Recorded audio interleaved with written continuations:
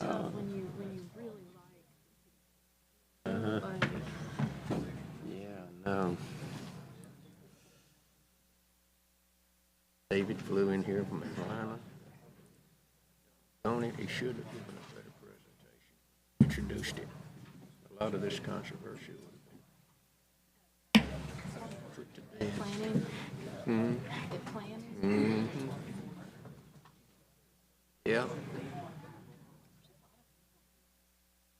What? No, I don't know if that's, I don't know which issue they're here for. I don't know. This is the most we've had in a long time. It should be on now. Okay, it's 6 o'clock. We're going to call the meeting to order. If you would stand for the Pledge of Allegiance. I pledge allegiance to the flag of the United States of America and to the republic for which it stands, one nation, under God, indivisible, with liberty and justice for all. Alderman Piper, would you lead our invocation, please? We bow your heads. Dear God, we thank you for today. We thank you for the beauty of it. We thank you for the opportunity that you have given to us to create this day for us, to glorify you with our words and actions. God, we ask that you would guide our decision-making, the betterment of this city and community. Lord, we thank you for the fighting for our freedom here and around the world. All right, amen. Amen. Can I have a motion to approve the amended agenda? Mayor, I'd like to add a name to H, to include Andrew Miller in H. There's a motion. Is there- Second. There's a motion and a second. All in favor say aye. Aye. All opposed, no. And the motion passes. Next is to approve the docket of claim numbers listed on your agenda. So move. Second. Motion and a second. All in favor say aye. Aye. All opposed, no. That motion passes. Approve the minutes from the regular Mayor and Board of Aldermen meeting on May 3rd, 2022, and the recessed meeting May 9th, 2022. Motion to approve. Second. So motion and a second. All in favor say aye. Aye. All opposed, no. That motion passes. Before we do the consent agenda, Alderman Miller thought it was important for him to attend that conference in Cleveland. Was there anyone else that thought they might want to attend on item H? Okay, if not, can I have a motion to approve the consent agenda? So move. Second. So motion and a second. All in favor say aye. Aye. All opposed, no. That motion passes. We'll be moving on to item number 8. We'll call Austin up to kind of present that. Mayor, I'd like to recuse myself from this vote. Madam Clerk, would you note that Alderman Piper is recusing and leaving the room before discussion starts on this item?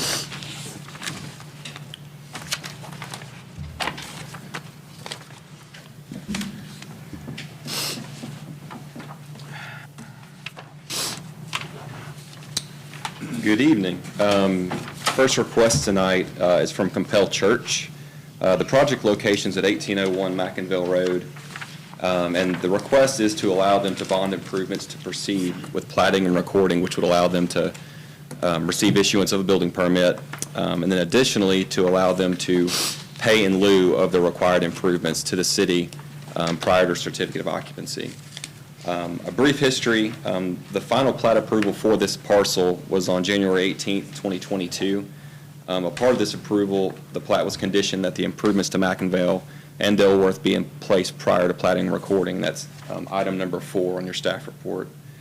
The bond estimate provided by the city engineer is attached, and it was updated in the meantime to a $346,000 amount from the original amount of $317,000. And like I said, this would allow them to plat and record and then be issued a building permit. And the second part of the request is they're proposing to construct 217 foot of a turn lane, curb and gutter and sidewalk, and then the remaining roughly 800 foot of pavement along Mackinville. They're requesting to pay the city that amount to be used for a larger project down the road. If that request is received, our department will hold a certificate of occupancy until the cost of those required improvements is paid to the city or the improvements are in. I've included the church's request letter to do this, the staff report where that condition of approval for the plat was issued for the improvements to be in.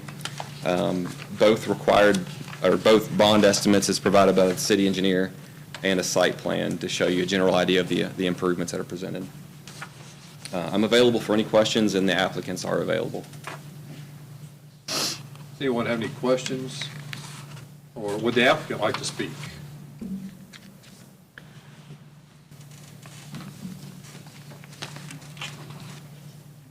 My name is Mark Naylor. I represent Compel Church. I oversee the construction as well.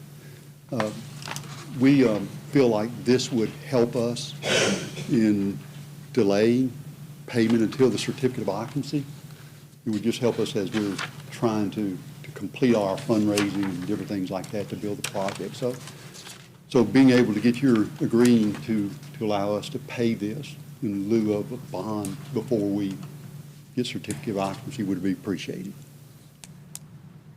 And I think, I'm speaking for myself, I think I would like to hear this on you got two separate requests as far as I'm concerned. Yes, sir. One is a payment in lieu of, and the one is dealing with the bond. So I'm gonna ask the board that if we would, because there's two distinct requests, I'm correct, I'm talking about planning director. Yes, requests. So it's two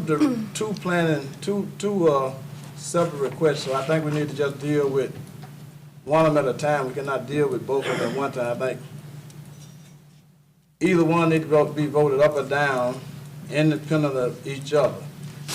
We might can discuss them, but I do think that this is that will require two separate and distinct discussion and votes on this. Okay. Am I correct? You're my attorney, my planning commission, plan director. Am I correct? It is two different requests, and if you'd like to consider those separately, we can. I think they need it because see, one could be voted up and one could be voted down, so we cannot do them at both times, in my opinion.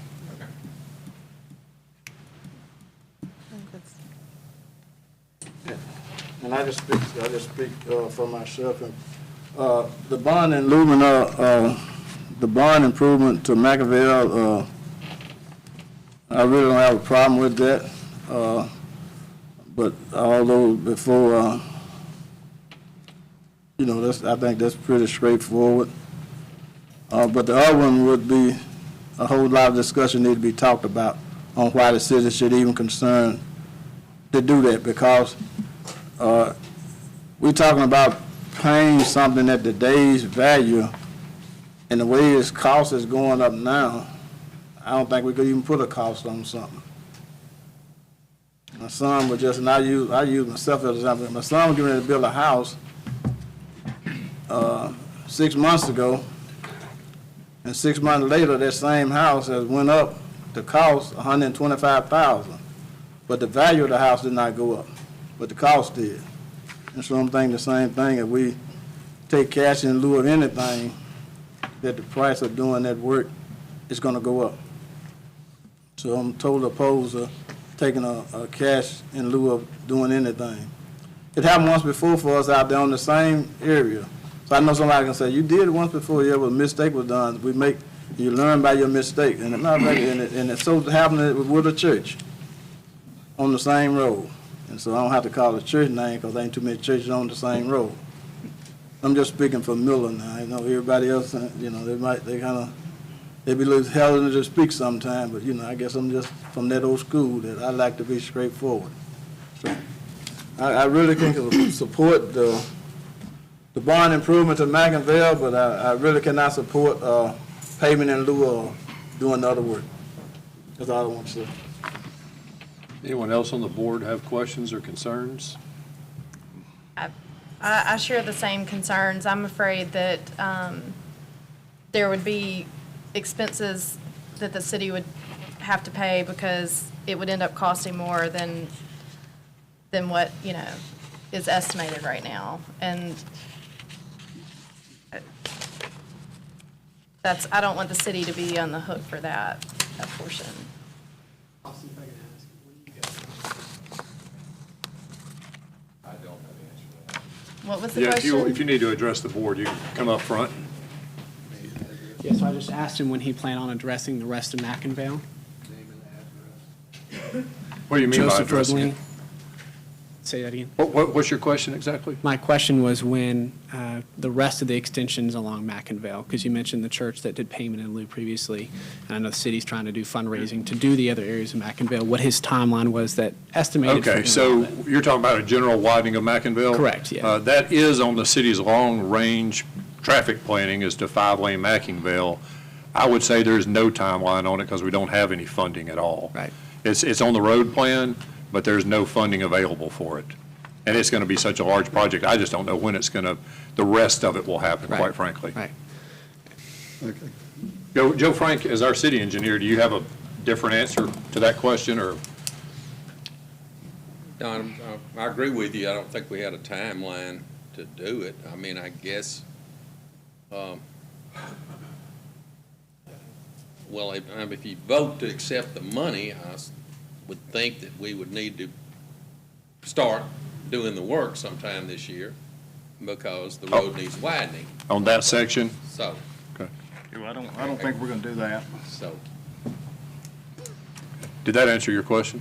Yeah, I was just Yeah. curious because I know I wanted to mention that our main intent behind doing that was allowing you guys to do that at your own timeline, if that Yeah, makes sense. that makes sense. Instead of us just doing 217 feet, at our time, allowing you guys to do that in one sweep with whoever contractor you use to do that work, if that makes sense.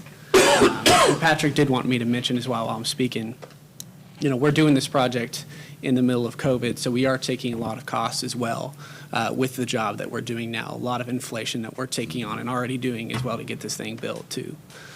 As well as, all the issues everybody's running into, material procurement, all that stuff to try to Yeah. get this done. sure. And so with that being said, grading's already ongoing. I mean, the timeline for completion of, again, if we were to get permits, et cetera, is way ahead of our timeline for starting that road work, et cetera. And so, yeah, that's all I want to say. Anybody have any questions for him while he's at the podium? Okay, I think we're good, thank you. Is there anybody else who wanted to speak to this topic? Any other comments from the board or motions from the board? This is, Yes, sir. Man, I'm sorry. Yes, sir, go ahead. This is one lane on McInville, which would be fronting our property. And the plans, long-range plans, is for the city to widen all of McInville, including the other side. So that's why it made sense to us, to contribute monies just for one lane is on our side. And then when you did the entire project, which would be widening of McInville, including the other side, it could all be done at one time, which seems to me less traffic implications and just seems like it'd be easier to be done one time than us trying to build one lane through there and causing those issues and then you doing it again at another time. So to me, it makes more sense to do it all at one time. But I don't think we can do it, Yeah. is the problem. I don't think it would be done in the next 10 years or so.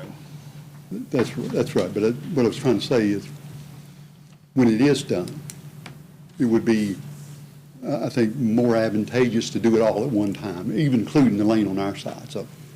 But I understand what you're saying, and we'll do what you direct us to do, but that was the reasoning behind that. I guess one of my concerns is on this bid right here, if we let them get a bond for this amount, and let's say, which the bond amount here is $346,000, if it actually costs them $500,000, were y'all gonna pay the whole $500,000? Talking about 10 years from now, No, when you, now, before you move in. well, we're just working from the city engineer's estimate. I mean, I haven't priced it or anything like that, but if you're gonna do it in 10 years, I mean, this would. No. I mean, would you, I guess what I'm asking is, if we were to give the CAF the monies, and the work was not done, that work would be done 10 years from now, when you widen all of McInville. Is that? Yeah, but I think we're against that part of it in lieu. I mean, it's gone up 30,000 just since January, Yeah. so it's definitely on the upscale of cost. I'm not aware that we've ever done anything like this on any other project. Am I missing a project that we? There was We did one that I mentioned on McInville before. on And that was years ago. But since that time, we have not did it again because you learn from, we don't call it a mistake, you learn from a period that you did one time before and you learn not to do it no more. So let me ask, could we give them I'm just talking out loud, could we give them a permit to allow them to build and just not give them a final until they've got this completed? Yes. So we need to build the lane. We get the money, we'll build the lane. That's your insurance. They'll build the lane. And of course, in terms of time frame for that bond, the board sets that time. 2 years. A year or 2 years. Now, what we have done on some commercial projects is we let them bond the improvements, but we've told them that the improvements have to be done by the time they get to occupancy of the building. And we won't grant them occupancy of the building until Till it's done. improvements are completely done. You know, we still have the bond as insurance, but the time frame is based on when they complete the building and complete the improvements. That's all up to you guys. Yeah.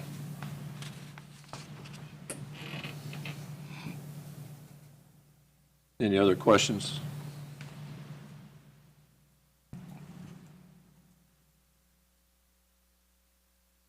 There's no questions, or is there a motion?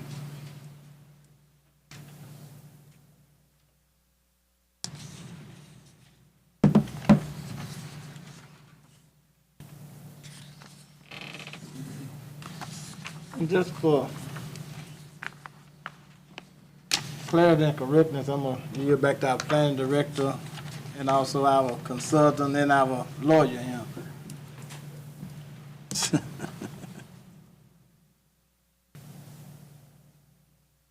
Can one motion encompass everything if we saying all improvement must be bonded?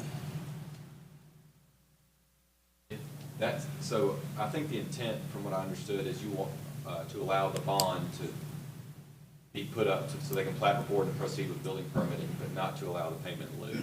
Right. For safe measures, I would suggest two separate motions. Yes, sir, okay.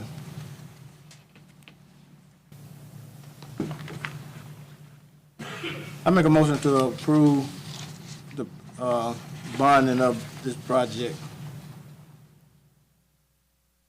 For how long, Alderman Miller? For 2 years.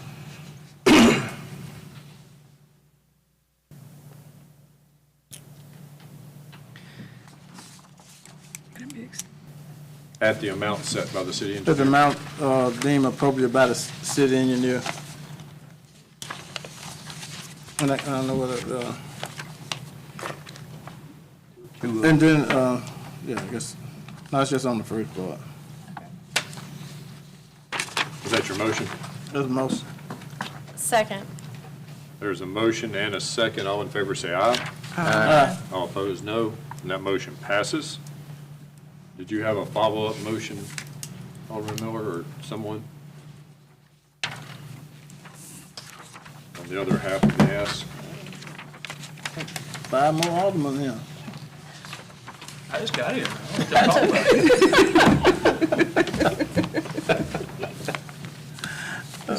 It's kind of confusing of how to pull it out. I mean, how would we say, I move that we do not accept payment in lieu of the required road improvements. Is that how it should be? The request is to accept the payment in lieu for road improvement. So, To not Not- accept? so if you do not, then it's not that. Well, I said to not, so Just Yeah. say deny, yeah. To deny the payment in lieu request of the required improvements. Is that your motion? Second. There's a motion and a second. All in favor, say aye. Aye. All opposed, no. And that motion passes as well. Thank you, sir. Thank you. Thank you. Okay, we will move on to item number 9, which is the personnel docket. Can I have a motion to approve the personnel docket? Mayor, we need to get, Oh, I'm sorry, we do need to get Ben back, don't we? Can I have a motion to approve the personnel docket? Mayor, I'll make a motion to approve the personnel docket. Second. The motion and a second. All in favor, say aye. Aye. All opposed, no. That motion passes. Next is the approval to promote Matt Massey to the new position of Deputy Fire Marshal, set at Captain's pay rate of $67,132.98, effective June 5th.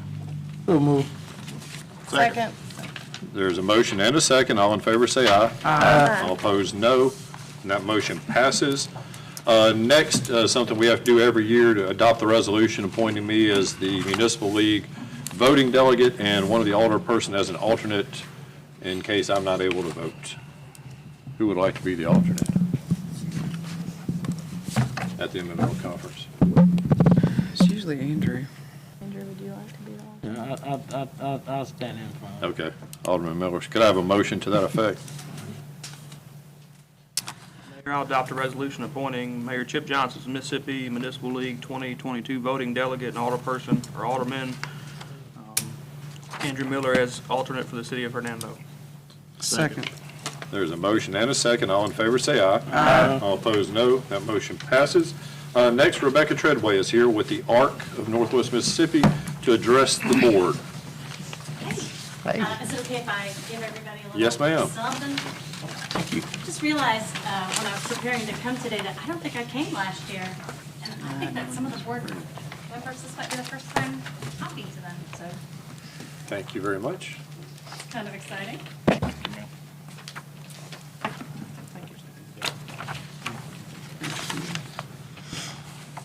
Thank you.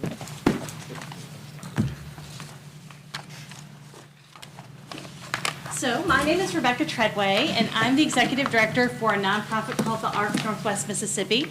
And if you're not familiar with our work, we're an advocacy organization for individuals with intellectual and developmental disabilities. So we help special needs people live their best lives by having events and programs that help them build life skills. We help their parents connect to services in our community. And then we also do educational trainings to educate the community about the people that we love and serve. So at the ARC, we started 7 years ago. It's crazy, it's 7 years ago. And we started with just social programming. And then we added on job readiness training. And then from there, now we're moving, hopefully in the next couple year or so, into some day services for individuals with disabilities. So it's been an exciting time. We are definitely out of COVID. We are back to full force in every single thing that we do. Every time we throw a program out, we're completely loaded all the way up before we can even turn around. Our summer camp in the summertime, which is called Camp Bold, we filled complete to capacity a month before we normally do, and now we know that next summer we're going to be adding another week to camp. There's just so much need that we can barely keep up with it. The school district in DeSoto County reports that we have over 5,000 students with IEPs, and those are the people that we're primarily marketing to.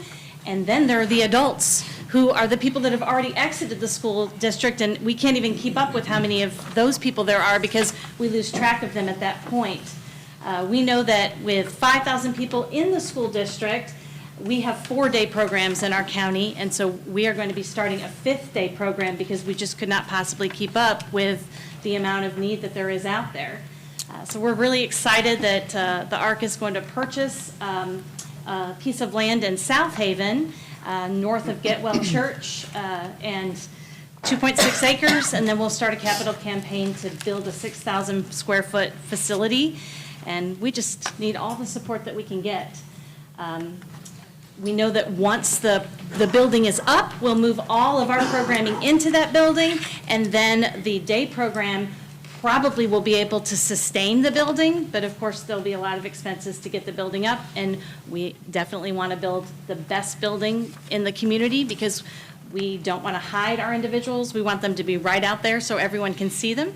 And one of the great parts about the program that we're going to build, this is not being done anywhere else in the state of Mississippi, but our individuals will not stay at the facility. We're going to create little pockets using churches around the community and businesses that will allow us in to take our people out and experience really true inclusion in the community.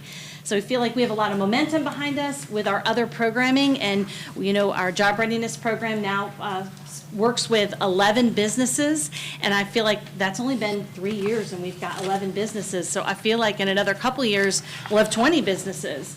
So we're just going nowhere but up, and it's really exciting, and we appreciate all of the help and support that you can give us. Well, actually, if you don't have a child with a disability, if you wouldn't mind sharing our brochure with someone else who does have a child with a disability so we can make sure that they're connected to services appropriately. That's what we want to do. Every single person that we can talk to, every single person that we can help, that's what we want to do. Because boy, it's really hard to be a special needs parent. Social Security, Medicaid, it's a nightmare. So help us, help other people. And any amount of money that you can support us with, that's what we would like. So ask me questions. Let me tell you how awesome we are. Does anybody have any questions? And I'd like to make a statement. Go ahead. I pastor a church in South Haven, Mississippi, New Fellowship Baptist Church, and 3 of the members of my congregation has went through the ARC. Presently, now I'm going to show you how God is we serve an awesome God. One of them is a senior this year at Hernando High School. Another one is a senior. Now she's a junior. One is a junior at Mississippi State. Another one is a junior at Delta State. 2 of them, even with learning disability, 2 of them did receive a diploma. Not no piece of paper, but a diploma. Don't know what's going to happen to the one that's a senior yet this year, but 2 of them did graduate with a diploma. And now it's in college. So it's important that it works. And 2 of those kids that you're talking about, the oldest 2, they're working for me this summer. So like one of our... I ain't calling that, but you know what I'm talking about. Yes, yeah, because that is our whole goal. Yes. Why we're so amazing is that we'll take individuals that are lower functioning and really create a warm environment around them. But where we really shine is where we take those higher individuals and then we put them in places of responsibility. We give them chances to work. We just really get out there and support them. Because I don't know if you guys know this, but 1 in 44 males now are born with autism, are diagnosed with autism. And that is a catastrophe about ready to happen in about 10 years. So we're just trying to get ahead of it so we can get all of the businesses to understand that if we don't find ways to employ these people, we're in big trouble as a society. So I feel like we've made a lot of really great strides forward and we're moving in the right direction. And I just want everyone to be thinking about it. And every time that you can encourage someone to hire someone with a disability, if they're worried, call me. We'll get them set up with the right kind of supports. We'll help them get through it because it's coming and we want to be on the right side of it. We appreciate all you do, we really do. And we have a package that we're putting together in our budget for all these requests, and you will certainly be considered, and we'll work with the board through the budget process. That's great. And so if there's paperwork to fill out or whatever, just send it my way and Okay. I will do it. Thanks again for everything you do, Rebecca. Thank you.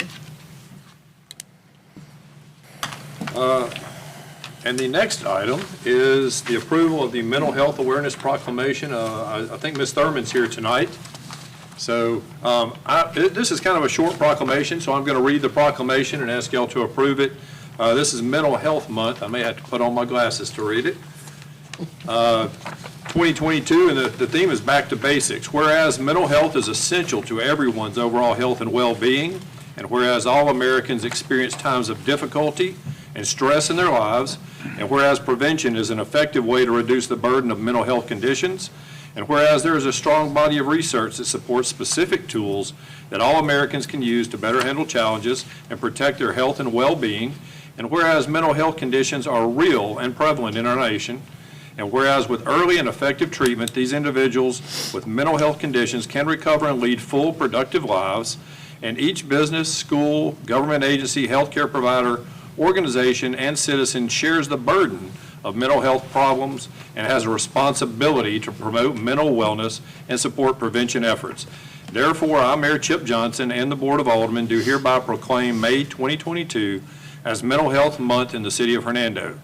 As mayor, I will call upon all citizens, government agencies, public and private institutions, businesses, and schools in Hernando to recommit our community to increasing awareness and understanding of mental health, the steps our citizens can take to protect their mental health, and the need for appropriate and accessible services for all people with mental health conditions. Can I have a motion to approve that proclamation? So made. Second. There is a motion and a second. All in favor say aye. Aye. All opposed, no. And that motion passes. This is now Mental Health Month in Hernando. Thank you. I have the official proclamation to send home with you. If you would like to come, would you like to come forward and grab this from me? Sure, why not?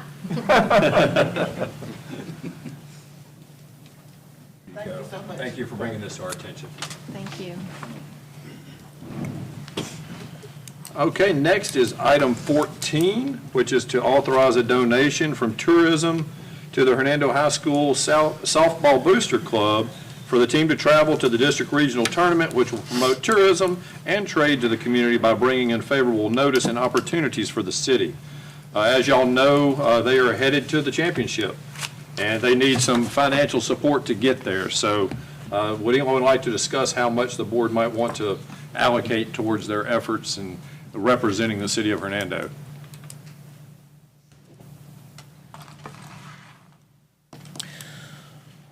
Suggest $2,500.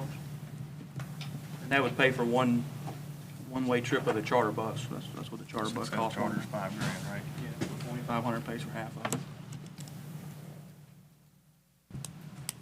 Is there a motion or any other discussion? Make a motion to donate $2,500 to the Hernando High School Softball Booster Club. And I think they're playing right now, so good luck. And, Yep. Tomorrow. Tomorrow, I'm sorry, tomorrow. They were traveling today. Okay, is there a second to that motion? Second. All in favor say aye. Aye. All opposed, no, and that motion passes, and we wish them good luck and are happy they're representing us so well. Item 13 is approval to pay American Services LLC paving contract services invoice 2969 totaling $58,200. Our city engineer has approved the payment of that bill, which just came in today, is why it got added late to the agenda. So move. Which road is that? Joe, can you tell us which road that was for? Shelby Cove. Okay. Second. All in favor, say aye. Aye. All opposed, no. That motion passes. Okay, planning items are coming up. Austin, would you like to come forward and present those for us?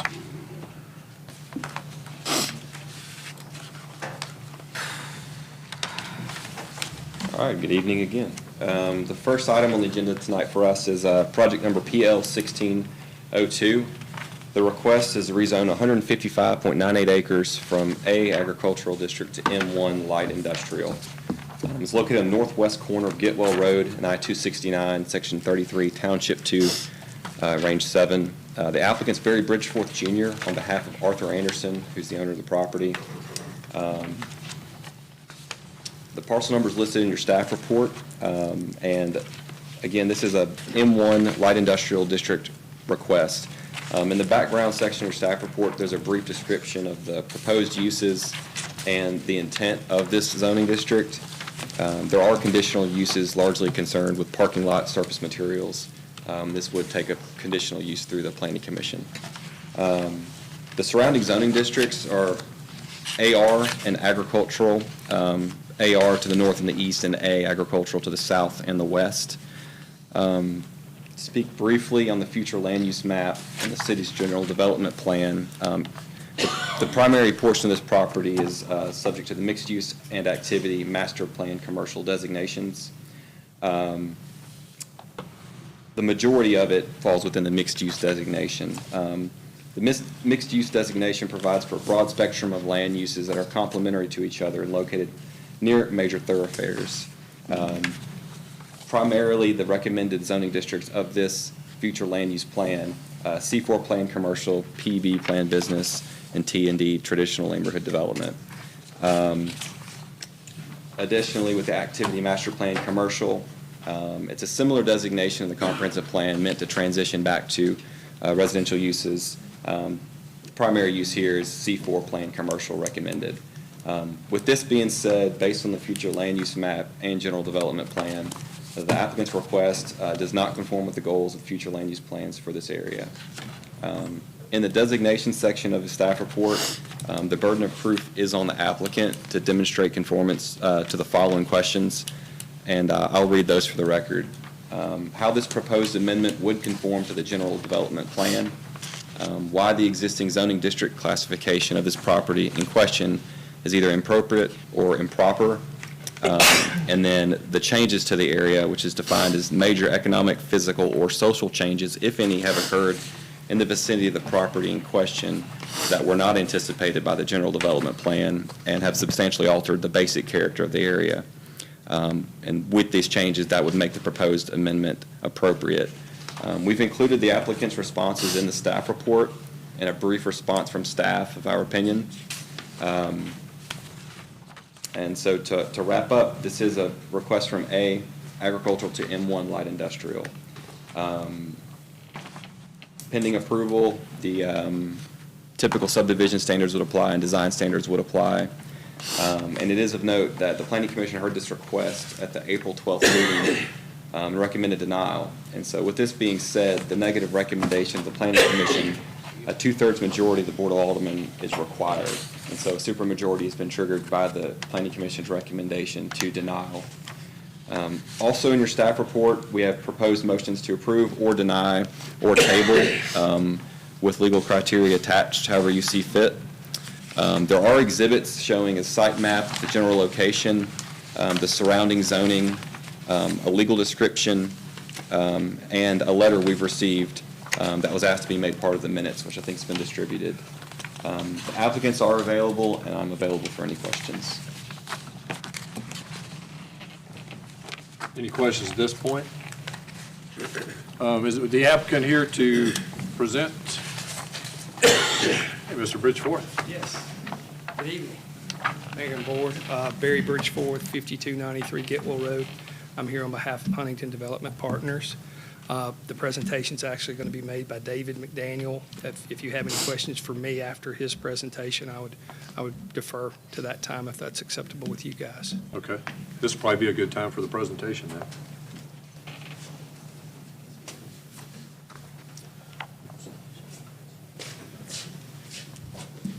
Hello, my name's David McDaniel, and I am with Huntington Industrial Partners. We are the agent for the owner, the Anderson family, requesting that this 155-acre site be zoning changed from ag to M1.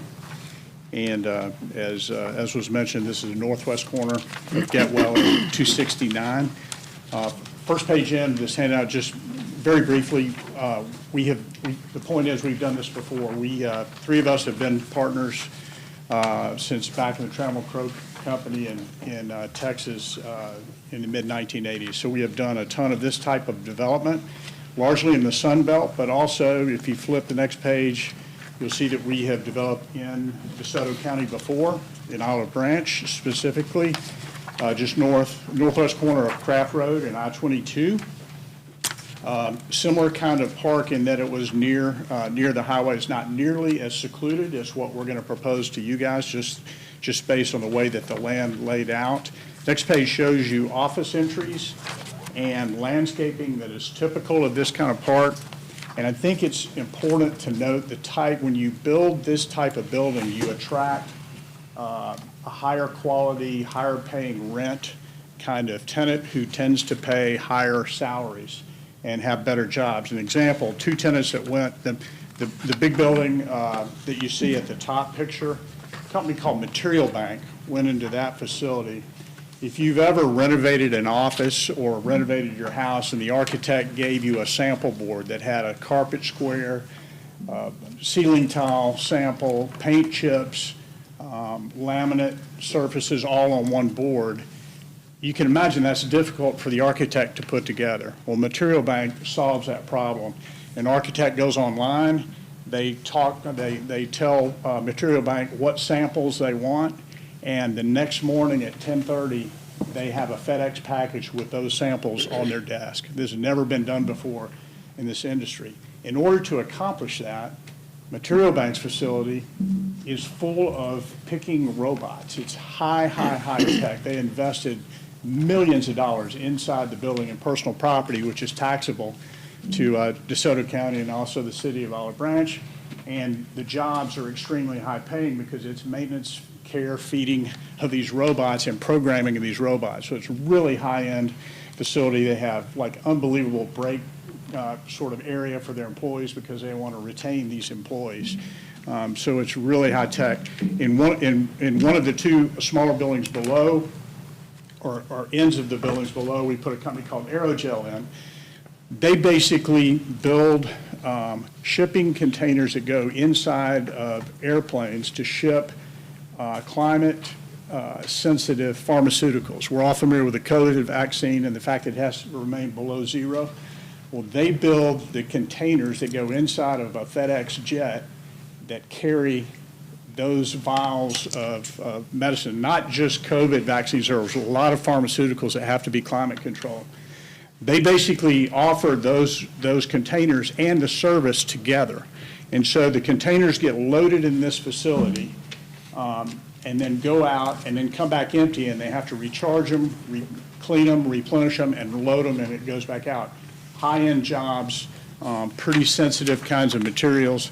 And again, huge investment in the facility. You can imagine the freezers that have to be in this space to keep a lot of pharmaceuticals below zero, for example. So high-end, nice-looking facilities, but also high-end tenants. The next page shows the specific site we're talking about, northwest corner. It's the second exit as you're heading east on 269 from 50, Getwell Road exit, and this is that northwest corner. On the next page, you can see the park plan. What's good about this plan is a couple things I want to point out. There is a natural border.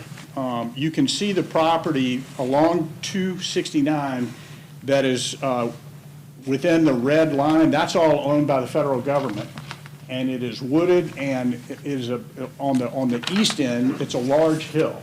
It planes out a little bit on the west end, but it's not like we can go in and grade that hill away. That hill hides this park on the east side, not quite as much on the west side. I'm going to show some views in a minute. So on the south, there's a boundary of 269, no neighboring uses that you have to worry about.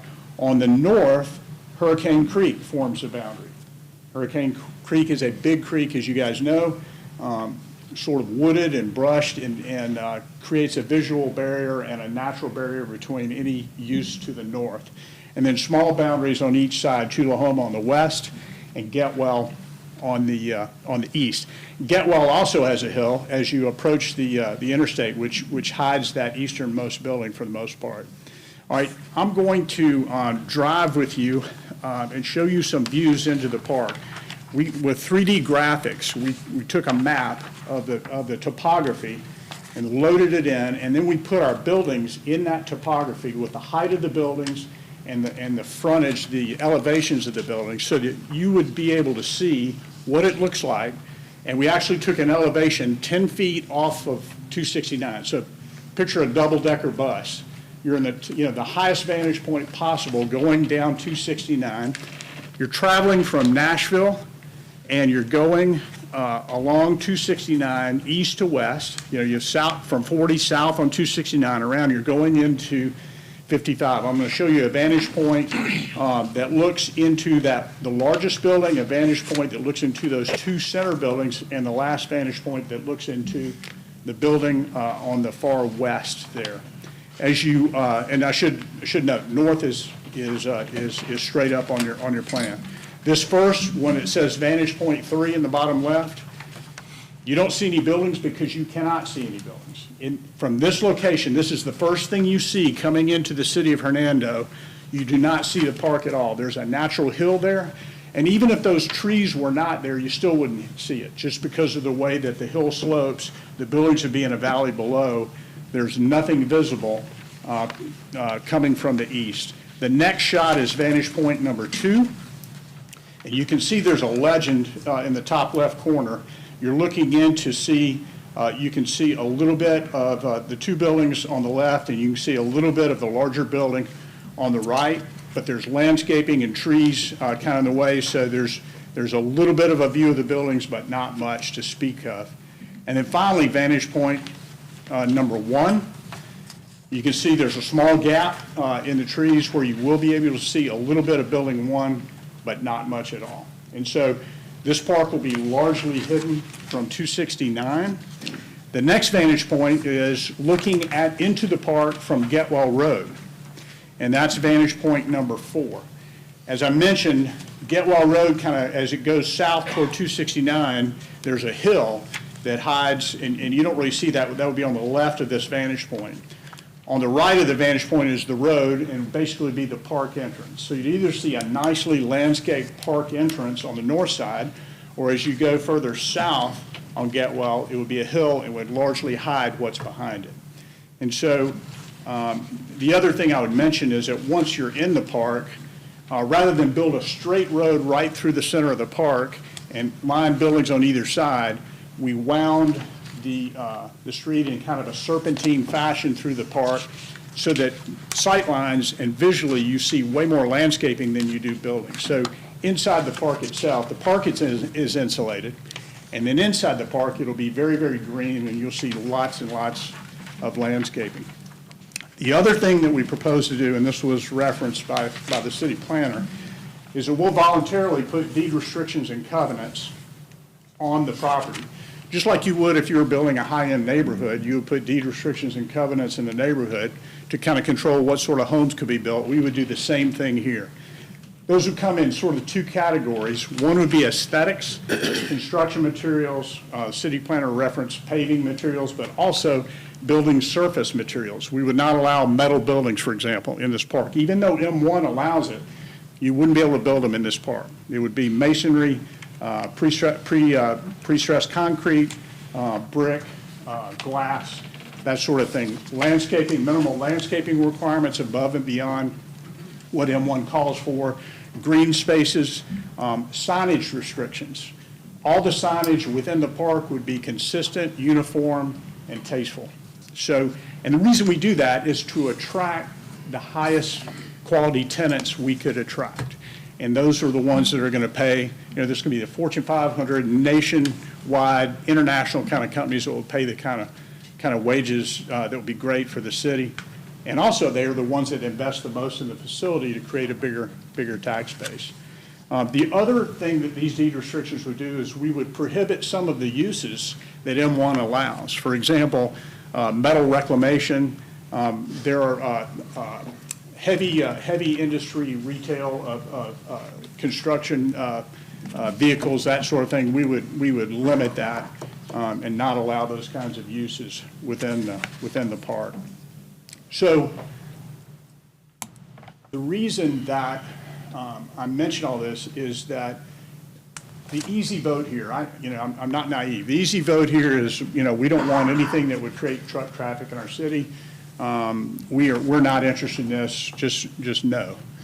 And what I would tell you is that the tax revenue, we'll talk about this in a second, I'm going to get to economics.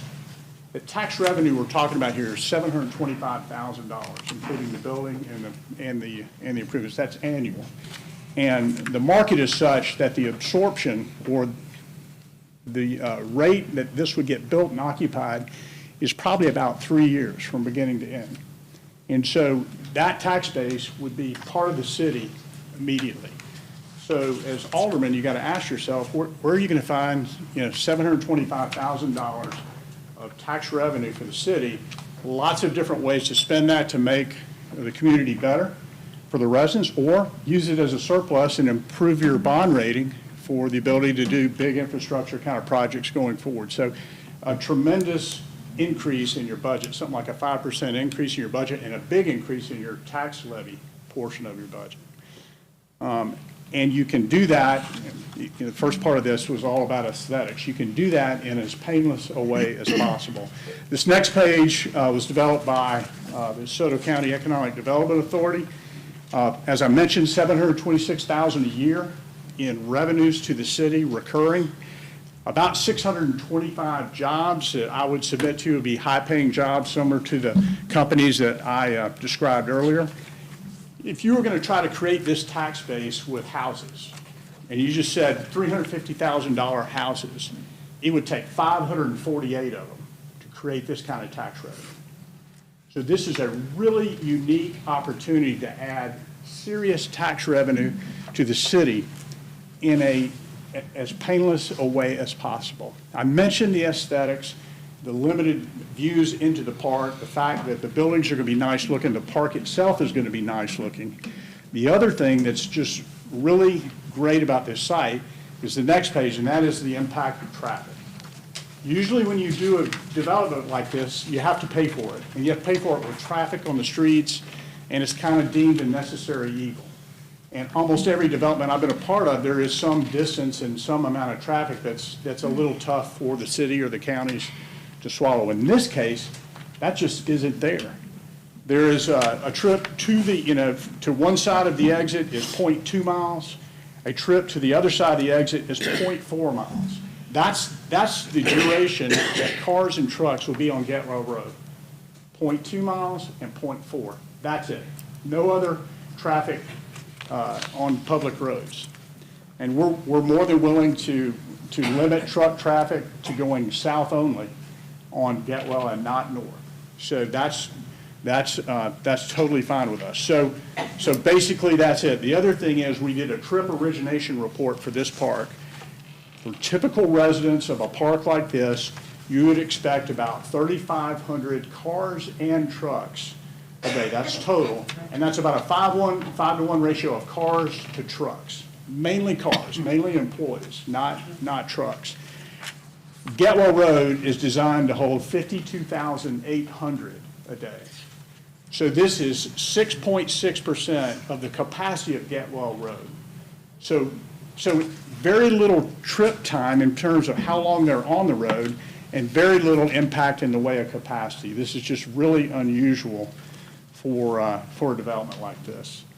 So I guess in summary, what I would say is you have a great appearing park that if you go to the bother to actually be able to see it, looks great, but for the most part, it's hidden.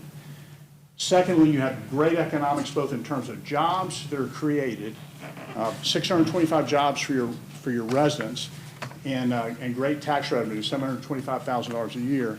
And finally, minimal traffic impact to the city. And one comment I would make regarding future land use plan, and we understand that it's sort of mixed use for this area, but this area includes like 1,000 acres of mixed use land, all the way from I-55 stretching all across 269. And we're just saying that's a lot. If you want mixed use hotels, office, retail, it'll take forever to absorb 1,000 acres of that stuff. And what we're saying is just take 155 acres, so the most remote, the furthest away from 55. As you get closer to 55, that's a higher quality property that you're most likely to have hotels and high mixed use kind of uses. Take the least mixed use suitable of that property, 155 acres, and make a business park out of it. And we propose to call this Hernando Corporate Center. And if you guys vote to do this, this will be far and away the best park of its kind in DeSoto County. There won't be anything like it. So if a company like a GE Medical or a Siemens Medical or a company comes to town that you guys really want, you would have the best place in the county for it to go. And you would naturally get those kinds of tenants if you had this up and available in your city. So. Any Happy to questions? answer any questions you might have.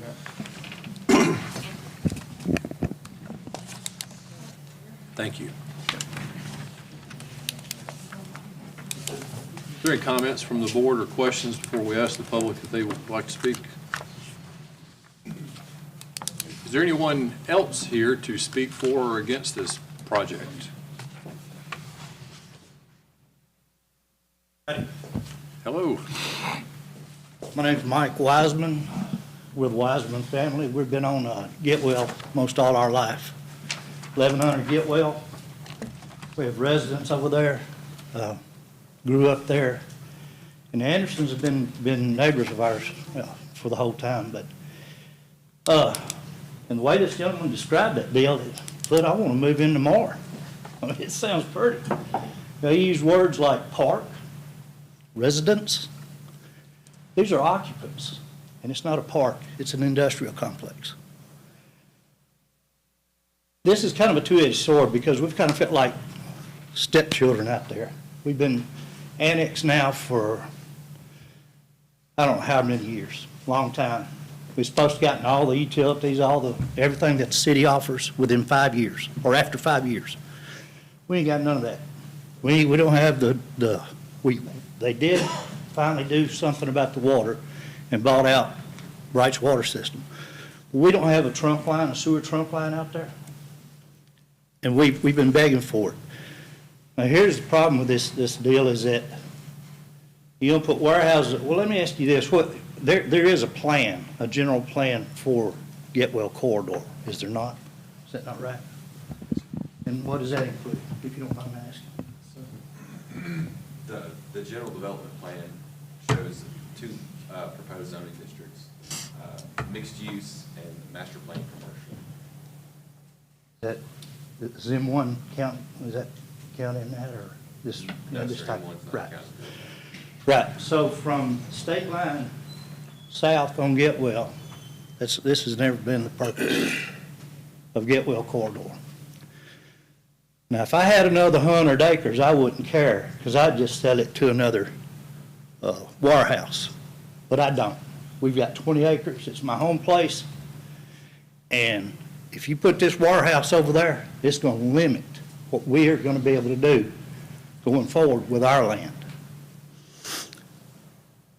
And the other thing is that the truck traffic, you know, my brother and I, we've been in and out of they're still in the trucking business. We know what trucks do to roads. We know how it sounds when they come down the road. We know what a jake brake is. And 0.4 miles is right in front of our place, right in front of our house. So they're going to have to come down there that far. I think it's 1,100 feet from the interchange is how far it has to be before you have a driveway. So it's going to be that far down, and it's going to be right in front of our place. And you're going to have to expand the road, but even with that, you're still talking about a lot of truck traffic, a lot of employee traffic. We're already from 6:30 in the morning till about 7:45 from Pleasant Hill all the way back to our place, which is about 1/4 mile south. There's traffic every morning. We can't get out. My brother has to leave at 4 o'clock in the morning to get his truck out, or else he don't get out. I just don't think it fits with our area and the residents that are there right now. So the one good thing, if you do approve this, I would ask that you put a big old berm, consult with us, please ask us and consult with us. Number one, put a berm, and don't just bring the sewer to the west side of their place. Bring it all the way to Getwell. The trunk line is what I'm talking about. Okay? Thank you, Mr. Wiseman. Anyone else want to speak? Mr. Barber? I won't forget about you. Okay. Go on, Mr. Barber.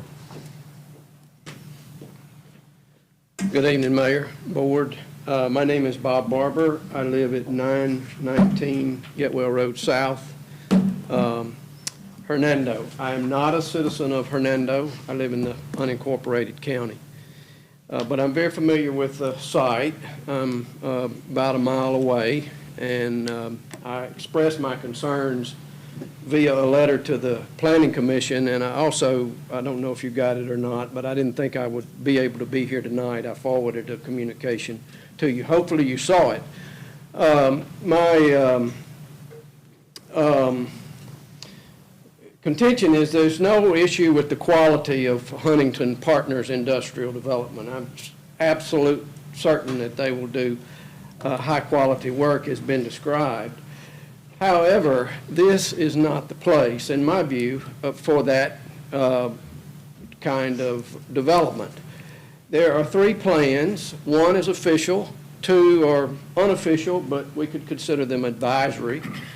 The City of Hernando Comprehensive Plan did not envision one of 2 front doors off of I-69 to Hernando, the other being McInville, this one being Getwell. Had never envisioned this as a logistics center, industrial development area. It is envisioned in the plan and documented in the plan as a high-quality shopping, living, recreational neighborhood, high-quality neighborhood, high-quality shopping, which over time will be just as valuable, if not more valuable, than the numbers that were just put forward to you with regard to tax revenue. The development proposed is not master planned. The plan calls for anything in that area to be master planned. It is not. It's just a straight M2 zoning, although they did suggest that there would be various deed restrictions and so forth applied. So the area is characterized by high-quality neighborhoods, and we've designed several of them. Short Fork Farms is just down the road, a Snowden Grove-like environment, mixed-use, walkable town center, exceptionally nice developments about to go under construction. Getwell Gardens is right off of Byhalia and Getwell Road. At Bright and Getwell, we designed that one. At Bright and Getwell Road is I think we called it Cross Creek, is a conservation subdivision. It's now under construction. Alley access, mixed-use housing product there. And we are certain, I'm certain, that that intersection will develop in a commercial kind of way. Mixed-use, walkable urbanism is perfect for that site. And that's what the plan envisioned. Not lots of trucks, not a logistics center, no matter how nice it is. There are plenty of locations for those things. But there's only one Getwell in I-269. There's only one shot at that. And so this corridor is, again, to be high-quality, mixed-use commercial development. All 3 plans supported the officially adopted plan. The I-269 plan that was done by DeSoto County supports that vision, as does the proposed City of Hernando Comprehensive Plan update that has not yet been adopted. None of the plans envision the kind of development that is being proposed here. The proposed rezoning is a dramatic departure from the long-term vision for Getwell and I-269 corridor.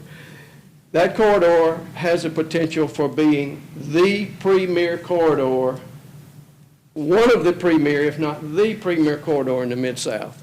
It has that potential, but it must be stewarded, it must be cared for, it must be planned right. This particular kind of rezoning is incompatible with that kind of vision. So with that, I'll answer any questions. I will make one more comment. The burden is on the applicant to show that changes in the area have occurred that were not anticipated by the comprehensive plan. I-269 is on the comprehensive plan. It was anticipated. It was deliberately strategized to be a mixed-use, high-quality shopping, living environment. So for those reasons, we're advocating the city's own plan to the city to maintain the quality of that area. And then work hard, absolutely, work hard to identify an appropriate location for this logistics center and put it in the appropriate spot, which is not in this location. Thank you, Mr. Barber. Thank you. Thank Yes, sir.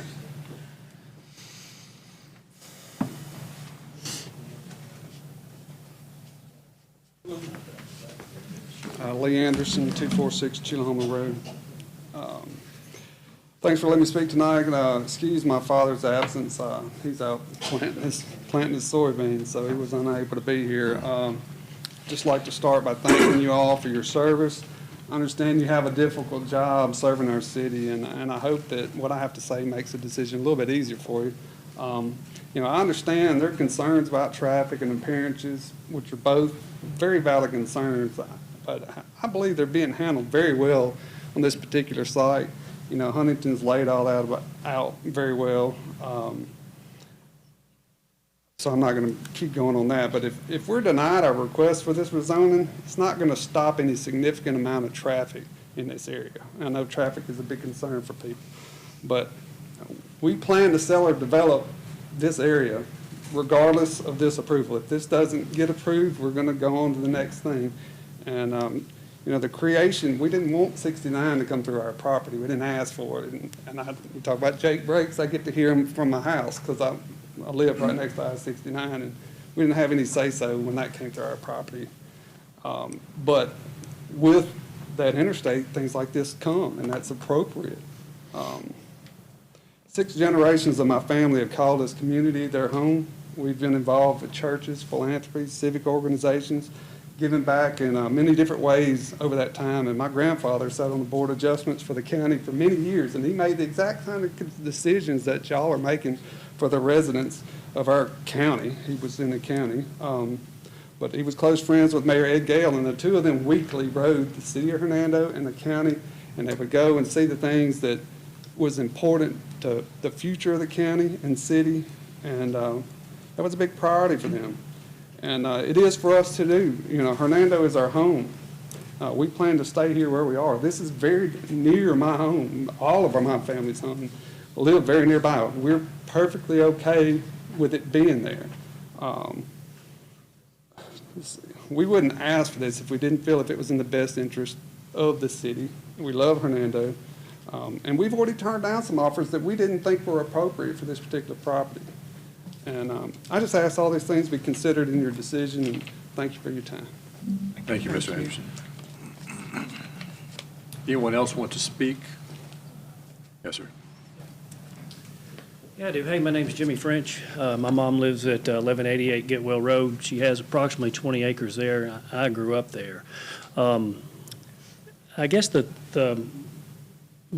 point I'd like to leave with you, I'd like for you to respect the Planning Commission's decision on this. And the other thing I wanted to leave you with, if this warehouse is approved, it does set a precedent for all the surrounding property. At least that's my thoughts and that's my take on it. But anyway, thank you very much for your consideration. Thank you, Mr. French. Anyone else? Are there any questions or comments from the board? Seeing no others. Oh, yes, sir. Mr. Flanagan.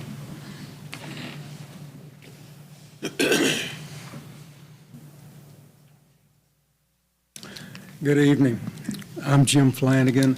I live at 8 Crockett Loop East, Hernando, employed by the DeSoto County Economic Development Council, who had the privilege to put together this analysis from an economic standpoint. Industry is an economic base in any community. A community is built upon that. I think about Alumax, I think about Green Duck, I think about Igloo. I think about those original companies that were here, that the base was built upon from a tax standpoint. I did want to, I guess, refer back to this tax analysis and again stress to you that Bob mentioned that other uses, maybe residential or service or retail related, could generate this level of property tax revenue, and I beg to differ, because it's very clear that the value of the capital that is expended now in these distribution and logistics centers, they're highly automated. They exhibit and employ some of the highest level of automation in the South.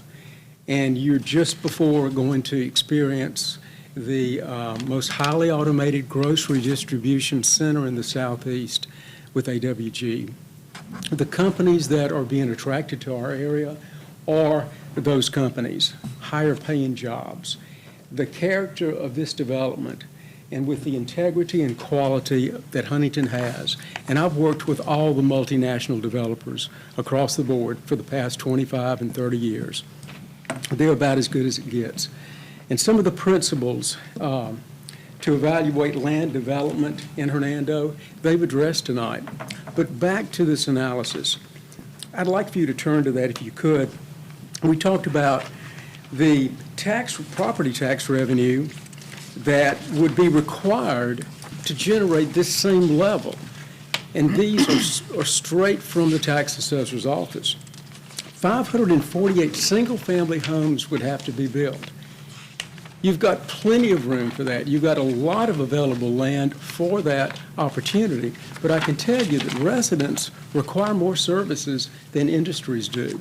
They require more public safety, security, fire protection than actually industries do. But that's important. But look down at the bottom of this.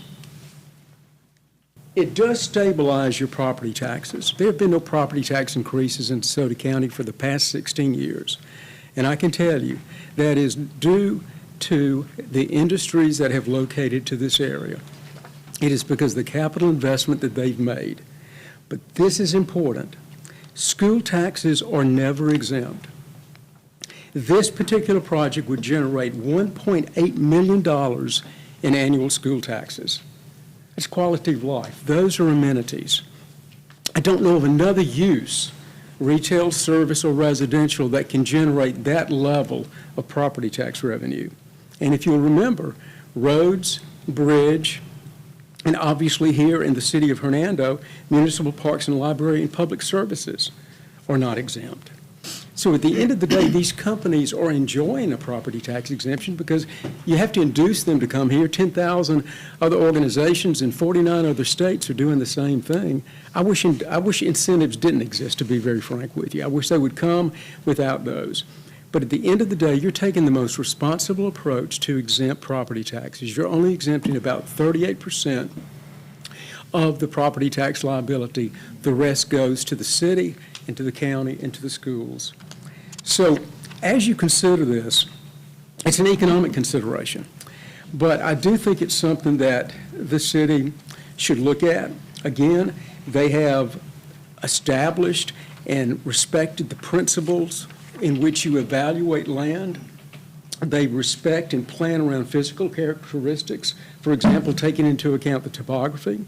They've done their due diligence to determine the capacity and characteristics of the transportation system. I don't know of another site in DeSoto County, particularly existing sites, that have the ability for direct access to the interstate without the utilization of public roads. They've also recognized that making transitions gradual is important, and it makes and heightens compatibility with surrounding land uses. They also understand that changing your designation of future land use when there is a reason for zoning change, this is to strengthen and to diversify the economic base here. You've done an outstanding job on a residential standpoint. You've done an outstanding job in attracting retail and service-related companies. This will do nothing but complement that. They also encourage mixed-use development. They support that. As David said, you've got 1,600 acres literally due west of this property that is available for any type of development, mixed-use development. You could probably put 3 or 4 silo squares in that particular piece of ground. So there is an abundance of that property available, and we do think this is compatible. And then most of all, they recognize that this site is within the scale of the community of Hernando. They've taken that into consideration. It does not look like the other industrial parks throughout DeSoto County. And we believe this corporate business setting, the attraction of Fortune 100, 200 companies to this area is prime for Hernando. It doesn't fit everywhere. We're the first to admit. Our office has been identifying tracts of land throughout DeSoto County, and they're becoming very scarce. frankly, in large part because they are incompatible to other land uses. But there are no residents close by this particular site, and we do believe that this is an important responsibility for the city to consider, and we'd be glad to answer any questions that you may have. Do I have any questions for Mr. Flanagan? All right, thank you, Jim. Thank you. Any comments or concerns from the board or motions? Can I say one other thing? Yes, sir, please come back up. I'm offended. There are residence clubs. And there's other sites y'all put this on. Over on Highway 51 would be way better than for you talking about. You know, obviously a city, we've learned this, that a city has to be diverse. You gotta have some industrial, you gotta have some commercial, you gotta have some retail, and you've gotta have, obviously you're gonna have residential. But you gotta manage it. You gotta manage it where it's not detrimental to your existing citizens. Partner, there are residents on there. Thank you, Mr. Wiseman. Anybody on the board have comments or a motion? I know at one point during this discussion, there was deed restrictions and things like that were mentioned. Do we have a copy of those, or of what those would be, or are they just kind of an Mr. idea? Bridgeport, do you have a copy of those? I think the answer is no, we do not have a list.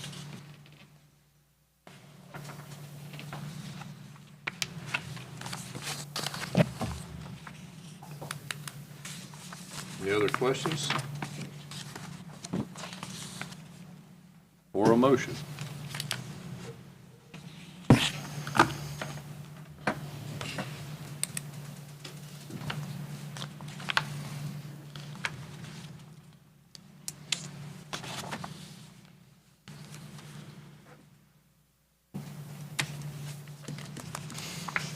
We're going to have a motion of some sort.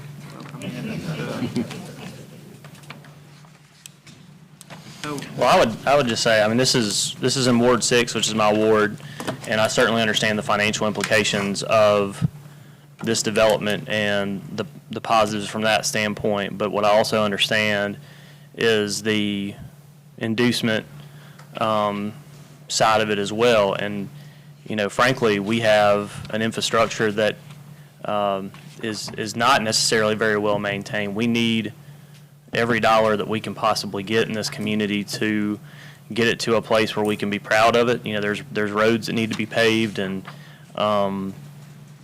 you know, so when I came under consideration of this, that was one of the things that was really not attractive to me was that idea of a inducement to come here. If it is a prime location that's perfect and nobody's ever had it before and it's great, then people should be willing to pay for that. And I don't see why we should necessarily give away too much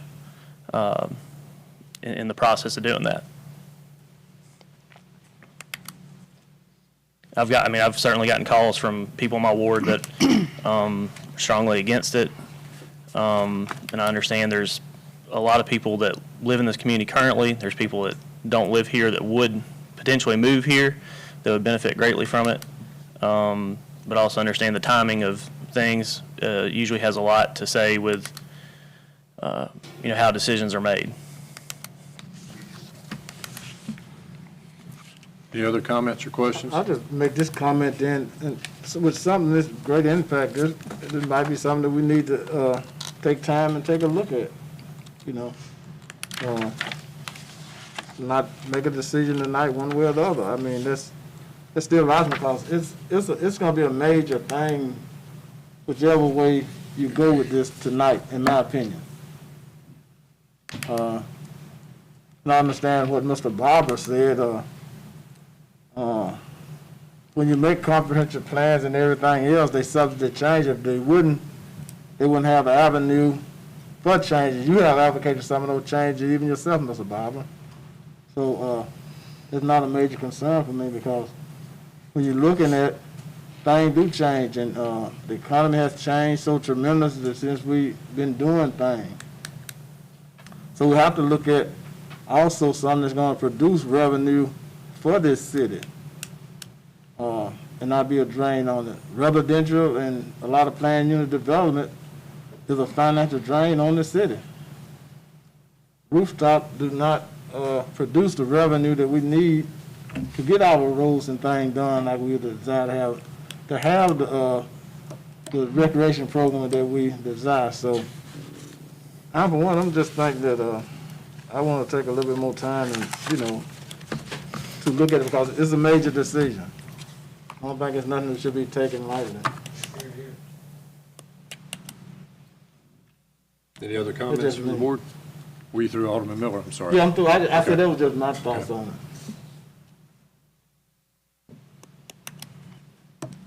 I agree, it's a very major decision, and based on Mr. Andrews' comments there and my thoughts as well, I'd make a motion to table this matter until first meeting in July. Second. There's a motion and a second to table it till July 1st. Madam Clerk, can we have a roll call vote? Alderman Miller, Alderman Robinson, Nay. Alderman Wicker, Aye. Alderwoman Ross, Nay. Alderman Piper, Aye. Alderman Harris, Nay. Alderwoman Lynch. Nay. And that motion failed, 4-3. That was the motion to table that failed. Is there another motion offered up by a board member?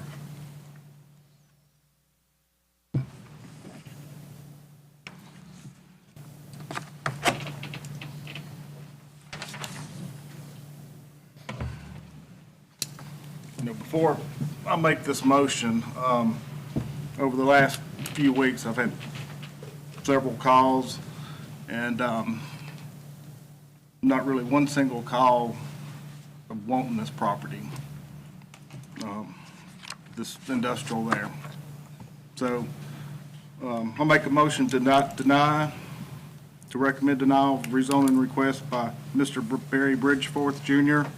on behalf of author W. Anderson Jr., owner of the property of 155.98 acres, identified as parcel number 207-833-000-0000201, located just west of Getwell Road North, east of McInville Road, and north of Interstate 269, situated in section 33, Township 2, South Range 7 West, from current zoning A, Agricultural District, M1, Light Industrial District, based upon the following findings, 1 through 3. There's a motion. Is there a second? Second. There's a motion and a second. Madam Clerk will have a roll call vote. Alderman Robinson, Aye. Alderman Wicker, Aye. Alderwoman Ross, Aye.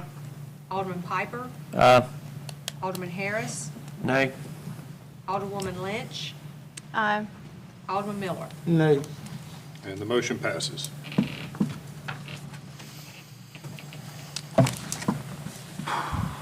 All righty, we will move on to item 17. Austin, are you going to present that one?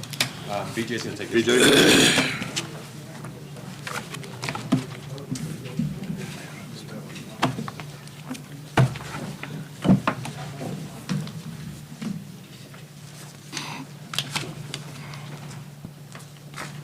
Figured I'd let people kind of drift out here. Yeah, looks like a few people are leaving. This request is another rezone, to rezone 40.60 acres from A Agricultural District to C2 Highway Commercial District. This piece of property is located on the west side of Tullahoma Road, north of Green Teeth. Okay? All its frontage is on Tullahoma. Okay, go ahead. All right. All of its frontage is on Tullahoma. It does not have any current frontage or access to Green Teeth. This piece of property The future land use map for the city identifies the subject property in the master plan residential-low-density land use designation.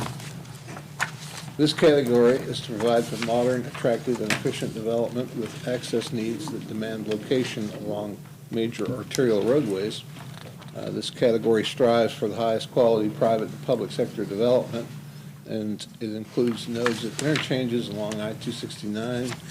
It does not allow distribution centers, and open space dedication is required, and clustering of residential uses encouraged.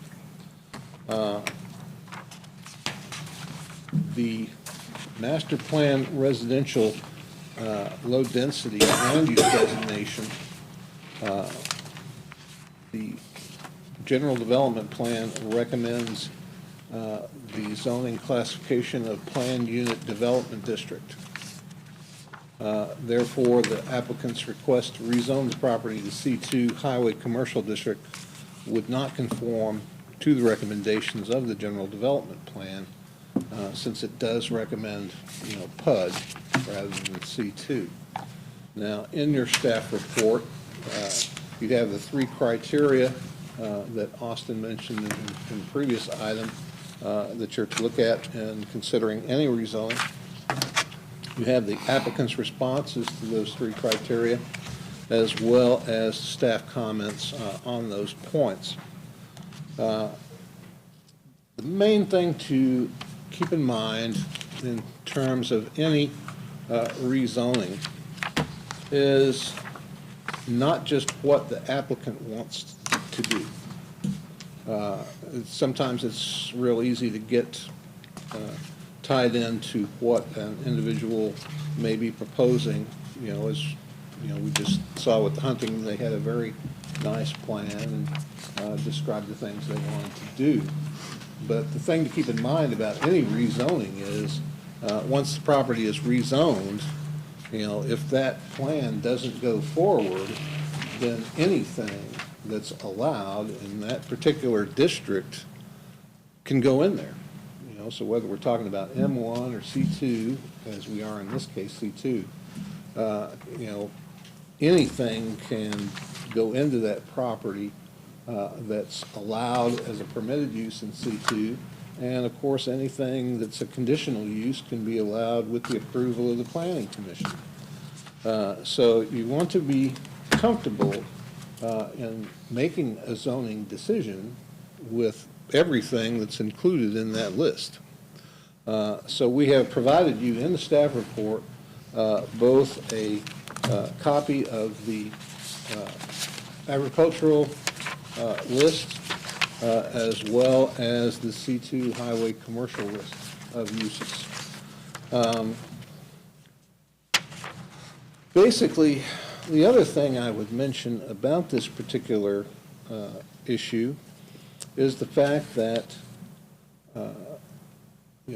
all of the area north of Grain T, pretty much from the interchange back to the east, all falls within this MPR designation, land use designation.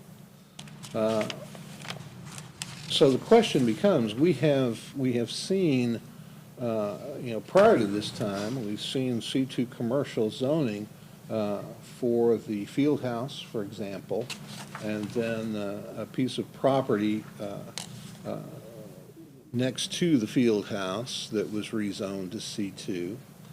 And so the question that I think you also need to evaluate in terms of any rezoning, is, okay, at what point do we transition from C2, back to residential? Is it going to be Tullahoma Road? Where's the natural boundaries, I should say, going to be? So that's another thing to keep in mind. Finally, the Planning Commission reviewed this request at their meeting on April 12th, 2022, and voted unanimously with Commissioner Brumbelow recusing himself to recommend denial of this rezoning request to the Board of Aldermen.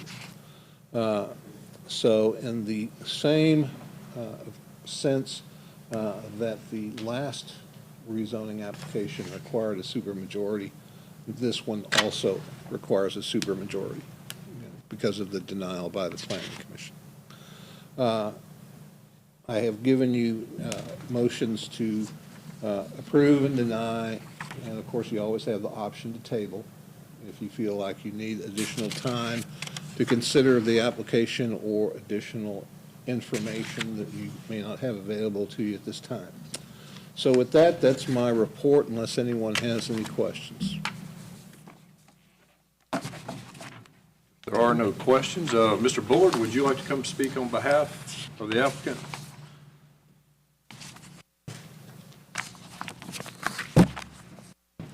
Good evening, Mayor and Board. My name is Brian Bullard. I'm with Urban Arc Associates and of 498 South Main Street, Memphis, Tennessee.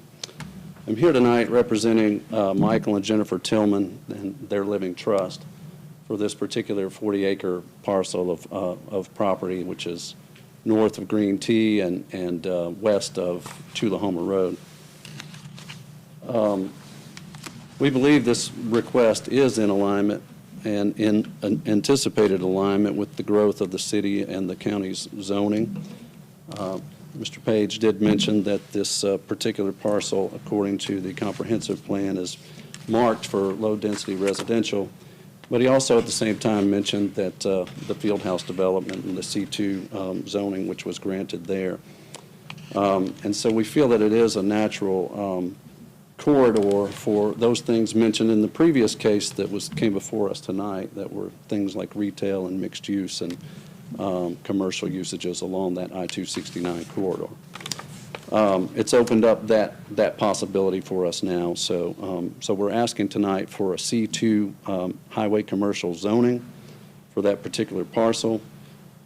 The future development of this site is currently still unidentified, but we would like to say the plan is for it to be complementary to the new Gatorade Fieldhouse and other uses of that area. In fact, the owners, the Tillmans and Mr. Drumright, who owns the Fieldhouse, are in agreement that a easement would be allowed for access to their site from Green Tea Road. So even though the current zoning does not allow for this, we do believe that the agricultural use is certainly not at the highest and best use for this property. We also believe that low-density residential is not at the highest and best use for this property. So our next steps would be to work with the owners, go through a process of evaluating the best uses for this property, and then based on feasibility studies, market analysis, and traffic studies, et cetera, determine the actual and final usage of this site. Again, we believe the comprehensive plan is designed for mixed use, commercial, and that type of usages along through that corridor. And although most of that is shown to be at the intersection and on the north side of I-269, we do believe it would be appropriate for this location and the plan for the Tillmans. Any questions for Mr. Bullard? How did you mention you were going to get to and from the property? You said you were going to go through the Drumright property? The Drumright property, I believe the property in question is or was owned. It was the Wilson property, identified as the Wilson property on your map. So due south there and adjacent to the field house.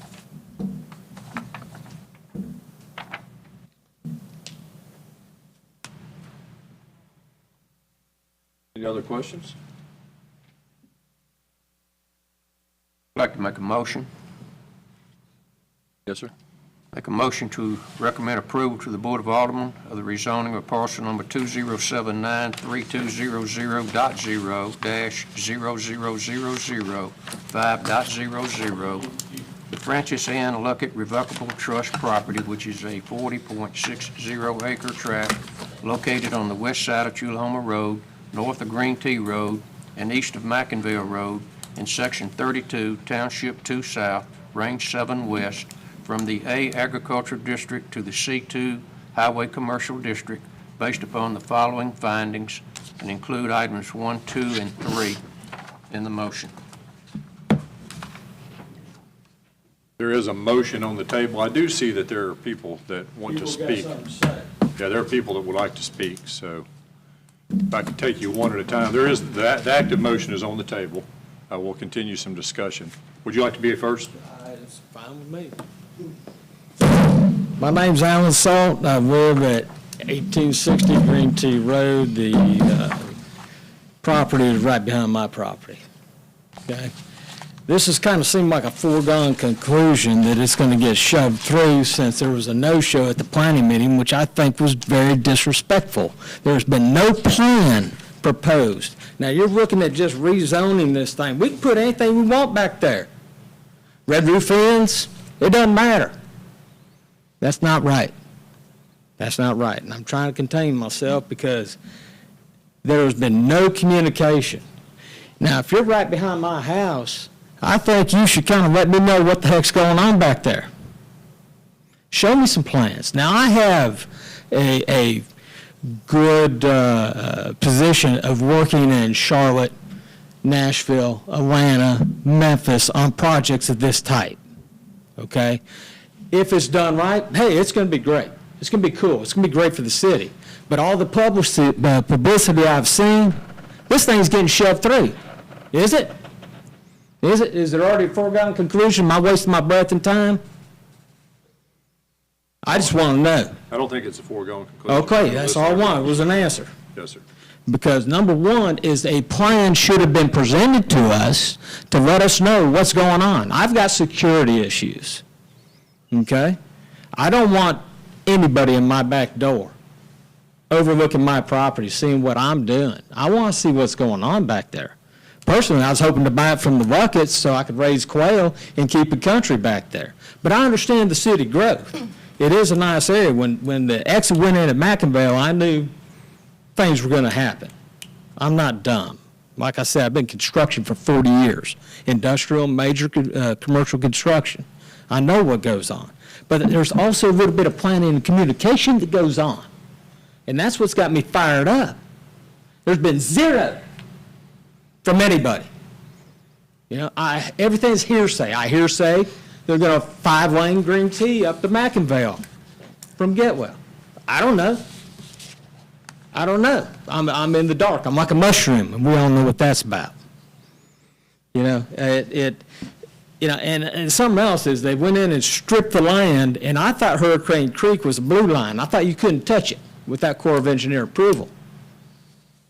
You know, I have no notice of Corps of Engineer approval, otherwise I'd be working on my ditch, because that's where Hurricane Creek starts, is right there.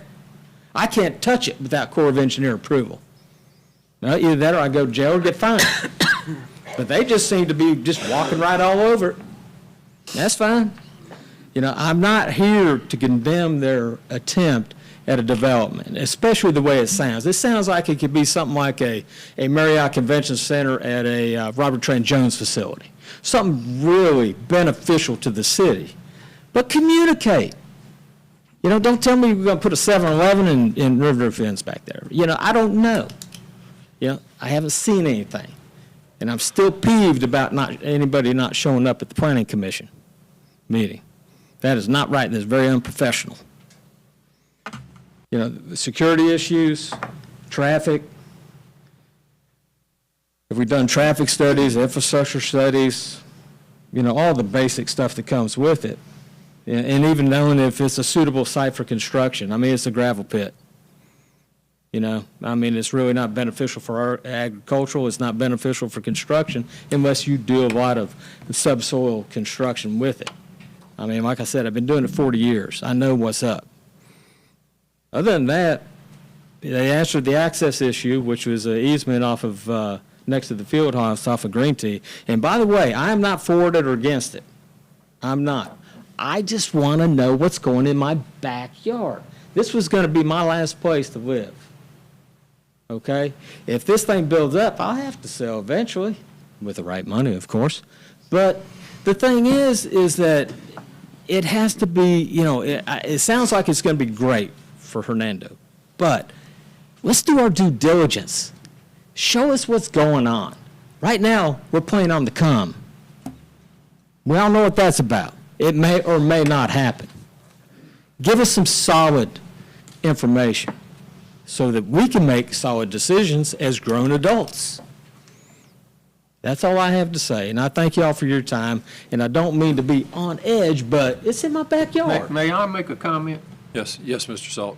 Okay, go ahead. To address your concerns. Yeah. The motion tonight that I made was to rezone it. Yeah. The next step is to go exactly where you're talking about. Well, so that we rezoning can all look at can the lead to development. anything. I'm sorry? Rezoning can lead to anything. Right now, it's agricultural. It can, but it'll have to come through the approval of this board before that can happen.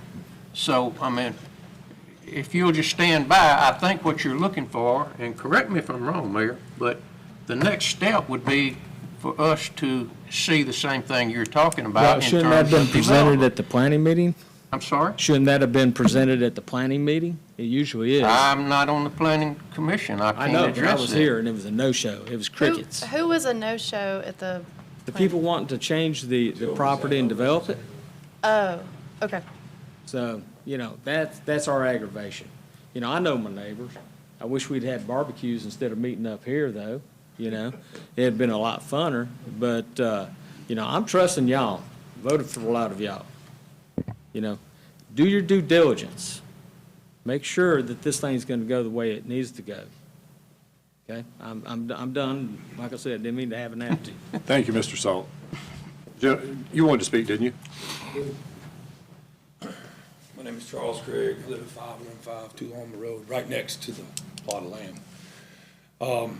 This is the first time we've seen any representative for the Tillmans, and the first time it was mentioned that Drumright was going to allow passage. That wasn't said before. And relationships like that dissolve. Who's to say Drumright doesn't get mad at the guy next week and change his mind? My biggest concern is I've lived on this road for 12 years. I've raised my kids there. They went to Hernando High School. Do you know where Tulama Road is between McInville and Getwell? It's a half-mile long. It drops off an embankment and a curve. There's trees up both sides. Two vehicles do not fit. Do not fit. Contractor come over the hill last Saturday. I had to work. My wife, I took the tops off my Jeep. She's going up the hill. She calls me scared to death. Contractor come over the hill doing 50 miles an hour, runs her off the road. She's up on the hill. You know, I've had to live there for 12 years. Minimal traffic. There's 6 houses on the road. 3 of them are the Andersons. The other 3, me, the Moores, and one lady up the street. I'm not sure if she's here. It's been pretty quiet over there. Any 10 extra cars a day is too much coming down Tulama Road. They can't handle it. Period, period, period.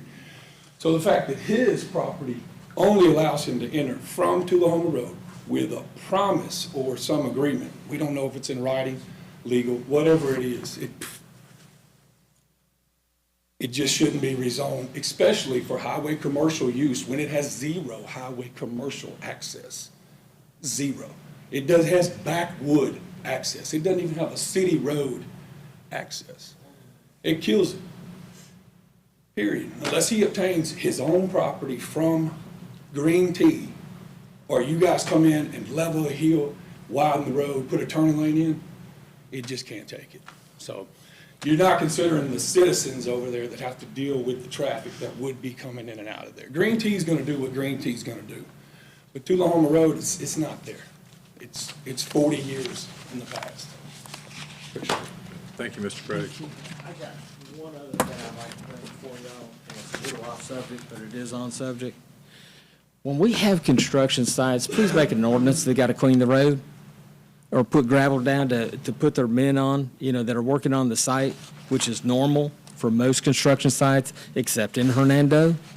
Because, I mean, Green Tea's been a muddy mess. No offense. No, okay. But, yeah. But, you know, I detail my car, and the next day I got to do it again. But the thing is they should supply ample, and this really comes from the contractor, should supply ample gravel parking area for the workers on site, not parking half in the road, half out of the road, not dragging mud onto the road. And it's not the owner. I mean, I'll say it again, it's not the owner. It is the contractor itself, and you have to make ordinances to control that. In every major city, every non-major city that I do business in, that is they have people out there cleaning up all day long. And I think we do have those guidelines in place, and we've now got staff on board who will enforce them. I actually called your office about it, and I never got back to you, and then I just let it roll off my back. Just did it. Yeah. But, I mean, anywhere, whether it be on 51, anywhere inside, if they're doing construction, they got to keep that road clean. Yep. Okay. And have ample parking for the employees on the site. Gotcha. Did anyone else want to speak?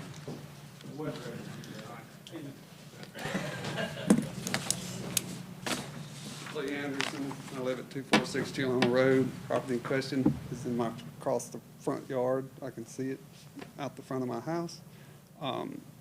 In general, I'm not opposed to development of the project. I agree with some of my neighbors here that just carte blanche is crazy. I mean, the company we were just dealing with gave y'all an awesome plan, details, well thought out, well presented, tons of months of work, tens of thousands of dollars spent on plans, and we were going to go from commercial to M1, which is a small jump, mixed-use commercial to M1, it was a small jump. You're going to go from low-density residential to C2. And you just said, oh, you can't do that, but you're going to do it over here. And I think that's pretty hypocritical to just march it through. They should have to at least submit a plan. They should have to have some sort of easement in place that says they're going to go out green T, that's written and recorded, and that the traffic will not come on Chilhoma. And, under those guys, we would be okay with that. But just to give them carte blanche, and from what they said just prior to this about our zoning, is that if they get C2, they can do whatever they want. That's what they just told us about our zoning for M1. So somebody mentioned that they couldn't do whatever, but that's what they just said the opposite a minute ago. So I just think, in agreement with the other neighbors, that this needs to be well thought out and detailed, and that's my say. Thank you, Mr. Anderson. Anyone else? Yes, sir, please.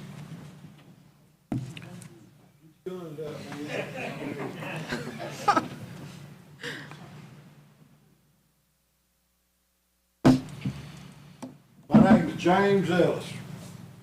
I live at 1688 Green Tea Road, Hernando. The property that is in question is behind my house. I have about 3 acres on this place. They've been out there and they've pushed all the trees down, and no offense to them, my neighbors and all, but they pushed all the trees down. They crisscrossed a tributary of Hurricane Creek that starts on my property, that runs off of supposedly Madison Lake Estates or whatever it is. But anyway, now I have a real good view of 269. I can see all of the 18-wheelers that go on the highway. I can hear them. And I can hear all the dead-gum crotch rockets that travel up and down the highway. That's okay. I can live with that. I can sit out on my front porch every evening, every morning, watch all the traffic come buzzing by my house, and I'm a good ways off the road. The worst thing that the city ever done was to blacktop that road and put a little widening on it. It looks like auditions for the Dukes of Hazzard just about 2 or 3 times a week coming off of hills in front of my house. And they run on down there to Tullahoma, and you gotta make a curve right there, turn right there, a sharp turn. Then you're gonna add, you gotta drop off to the, going to Tullahoma, and you expect traffic to get on that? Well, I learned something. You ain't looking at it that way, you're looking at maybe a new road running off the Wilson place that Mr. Gregg now owns. And my property is right next to that. His property, my property. Button up, one to the other. My house. His property. And there's another house. And then there is the basketball, the field house. And now I learned you're gonna put a road in there. I am too old, too tired, and too wore out to start all over again. I plan on dying where I'm at, not going nowhere else.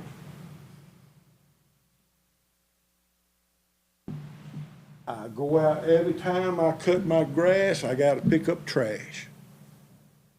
Now, with the new road going next to my house, that's more trash I pick up. Not the city, not the county, but me. You know how close my property is to the proposed thing? When I cut my grass, I cut his too. And now, I can't take this no more. Thank you. Thank you, Mr. Ellis. I don't mean no offense to anybody, but damn. Anybody else have any comments? If there are no more comments, there is a motion on the table from Alderman Harris. Is there a second to the motion?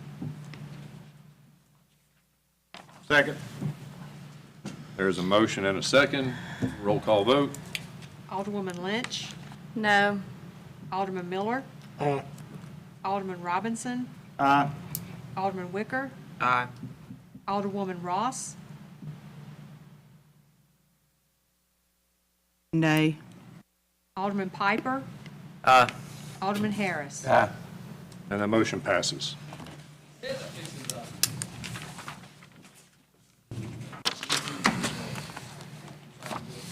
Okay, item 18.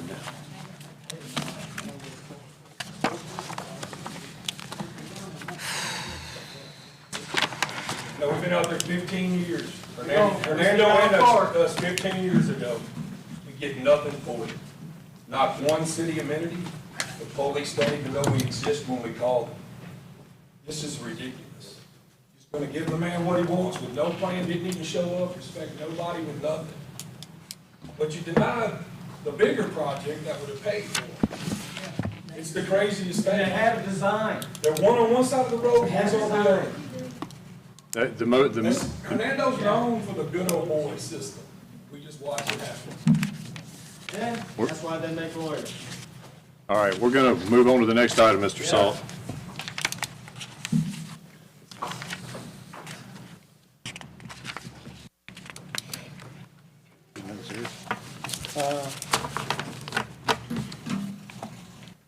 This next item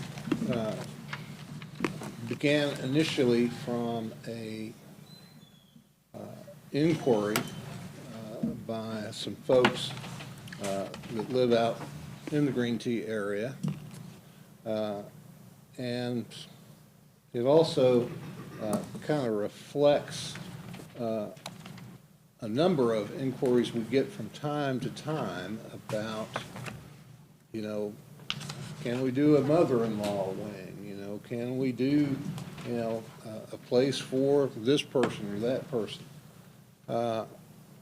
you know, on our property with our house? And, you know, it's been, I think, a subject of discussion among some members of the board about whether or not we should provide for something along these lines. And so with that, we began development of an amendment to the text of the zoning ordinance to provide for what we call accessory dwelling units. Excuse me. Accessory dwelling units are small, self-contained living units that typically have their own kitchen, bedrooms, and bathroom space, often called granny flats, elder cottage housing opportunities, mother-daughter residences, or secondary dwelling units. ADUs are apartments that can be located within the walls of an existing or newly constructed single-family home, or can be in addition to an existing home.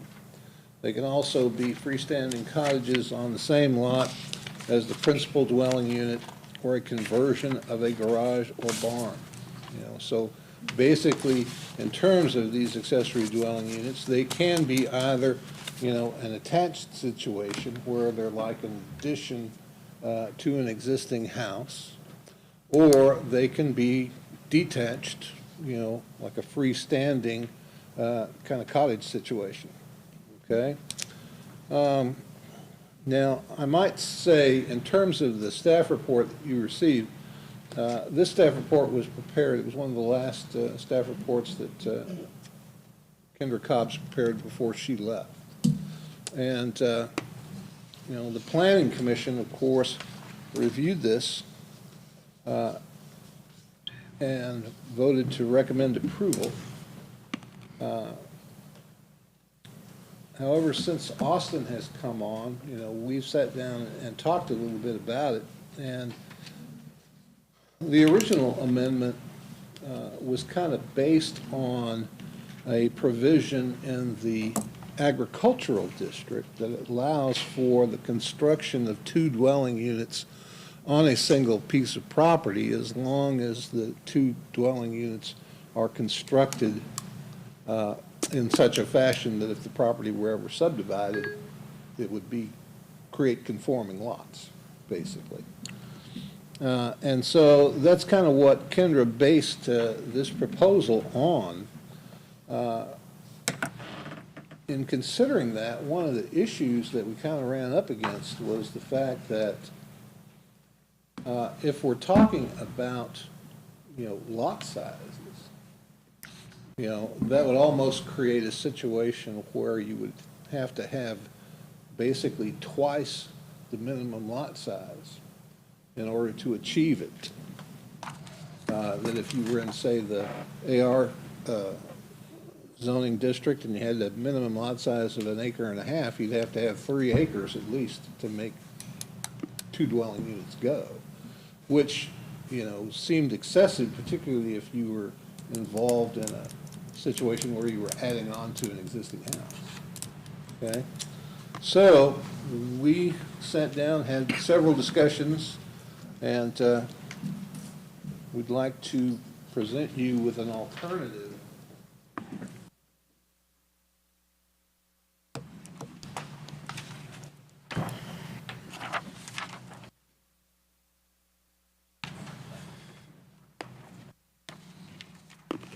Why BJ is passing, Austin, could you tell me why y'all have the alternative that y'all didn't send them out to us before the meeting? We actually just developed it within the last day or two. Well, at the last day or two still would have the opportunity to be sent out today. Correct? Yes, sir. We sent out everything else we had, so I'm saying that if we're gonna make a major change, don't give us something that we've been studying for 4 or 5 days and then present us something with something totally different tonight. Well, I feel offended. I appreciate what you're saying, Alderman Miller. Okay? And I certainly didn't intend to. And then for you to make the statement on the other planning director, to throw her under the bus and she not him. So I feel offended for that. I'm just being Miller do. Okay. And so y'all had this information for a couple of days, correct? Well, the conversation, speaking of, happened today, when we're talking about his presentation of what was going to go tonight. This document here, Yes, sir. how long y'all had this document? That was printed today. How long have y'all had it though, under discussion? Today, honestly. Everything happened today? The conversation was the structure of how the presentation was going to be presented to you tonight. And running through questions we thought you'd ask on accessory dwelling units, the way the staff report was originally written. In that discussion, BJ now had some ideas about how it probably could be streamlined a little bit, and that kind of led to a different discussion. Like the document you see right here. So it was, I don't mean any disrespect. My point is this, all you had to do was present it, you didn't have to throw the former person up under the bus, that this was her last presentation. All you had to do was present what you had. That's my thoughts. That's Miller. Okay. If you don't mind, Alderman Miller. I'm through with it. I understand. I Go on just, and make your presentation. Go ahead, Mr. Page. all right.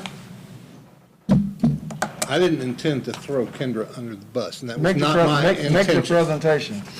All right. Okay, in terms of this alternative, one of the things that we identified was that we don't have in the current zoning ordinance a definition of what an accessory dwelling unit is. Okay?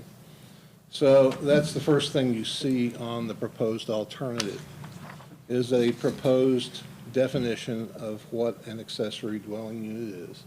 And it's basically the same thing that I read to you just a few moments ago. Secondly, we need to amend, of course, the AR district to include this as a conditional use permit. The intention behind that is that, you know, you have all kinds of different situations. You have some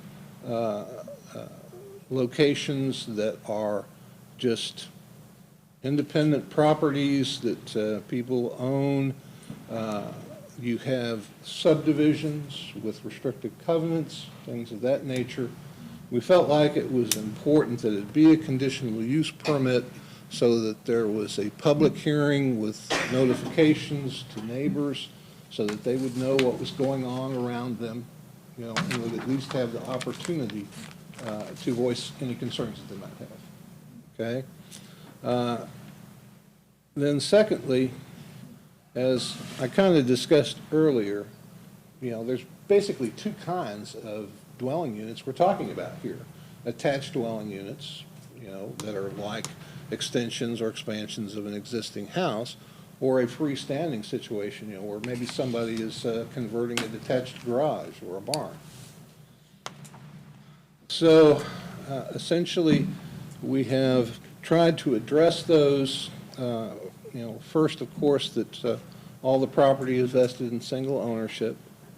As far as setbacks goes, that attached ADUs shall meet the same yard setbacks as the principal dwelling on the property for the zoning district within which it is located. Whereas the detached, and that's, you know, based on the fact that an attached being an extension of an existing house, you know, it becomes part of the principal house, so it needs to meet the same setbacks as the principal house, okay? In terms of detached ADUs, since they're freestanding and not part of the existing house, we stated that the detached ADUs shall be situated upon the property such that the detached ADU will meet the yard setback requirements of the zoning district in which it's located, okay?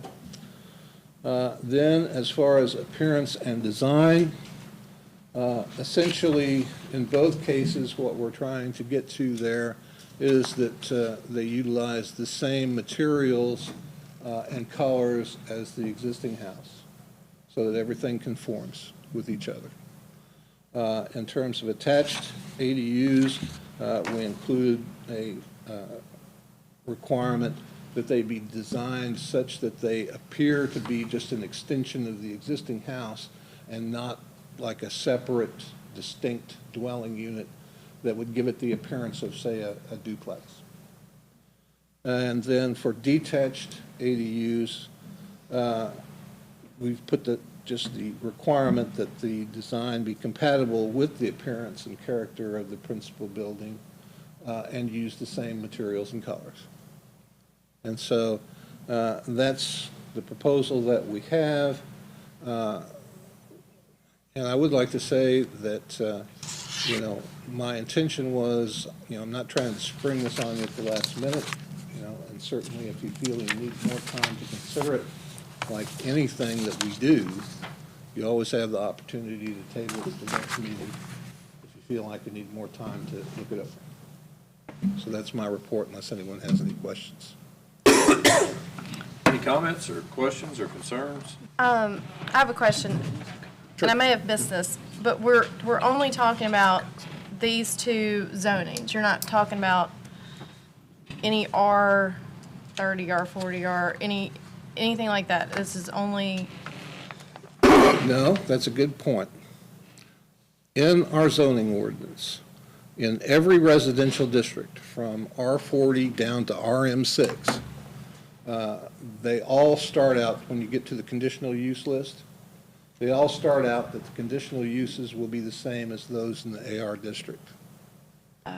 So in essence, by making this a conditional use in the AR district, this would carry it on through all the other districts. It would be a conditional use that would have to come Oh, yeah. before the Yeah, planning it would, commission it would. in any Yeah, district. in any of the districts, it would be a conditional use. Okay, so this ultimately encompasses the whole residential Right. city. Okay.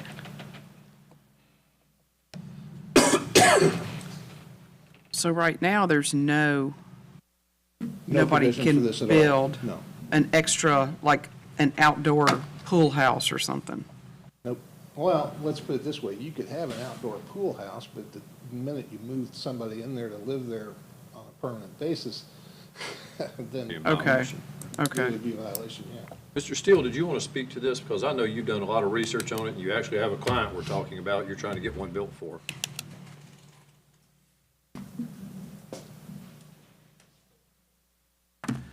Todd Steele with AERC. Our office is at 342 West Valley Street. I've been approached by many people about adding mother-in-law additions onto their house. Most of them are in the residential districts where we really haven't had this opportunity in the past. The ones where we've had more opportunity have been in the AR district.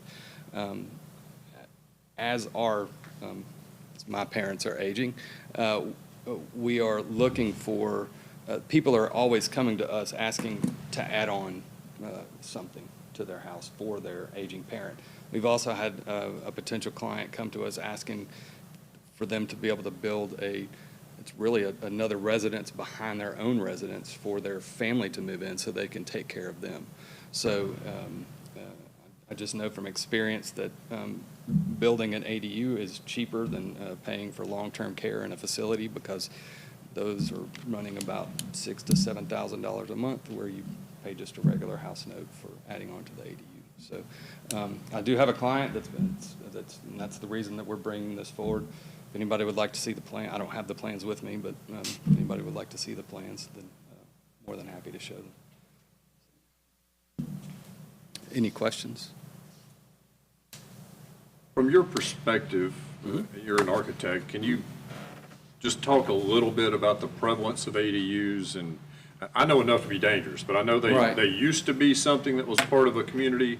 They got zoned out, and now the trend is to bring them back, is my understanding. But Right. I think through the 70s and 80s, they got zoned out. It used to be like we had the nuclear family. Everybody stayed on the same property together. If we just wanted to build another house, we built another house.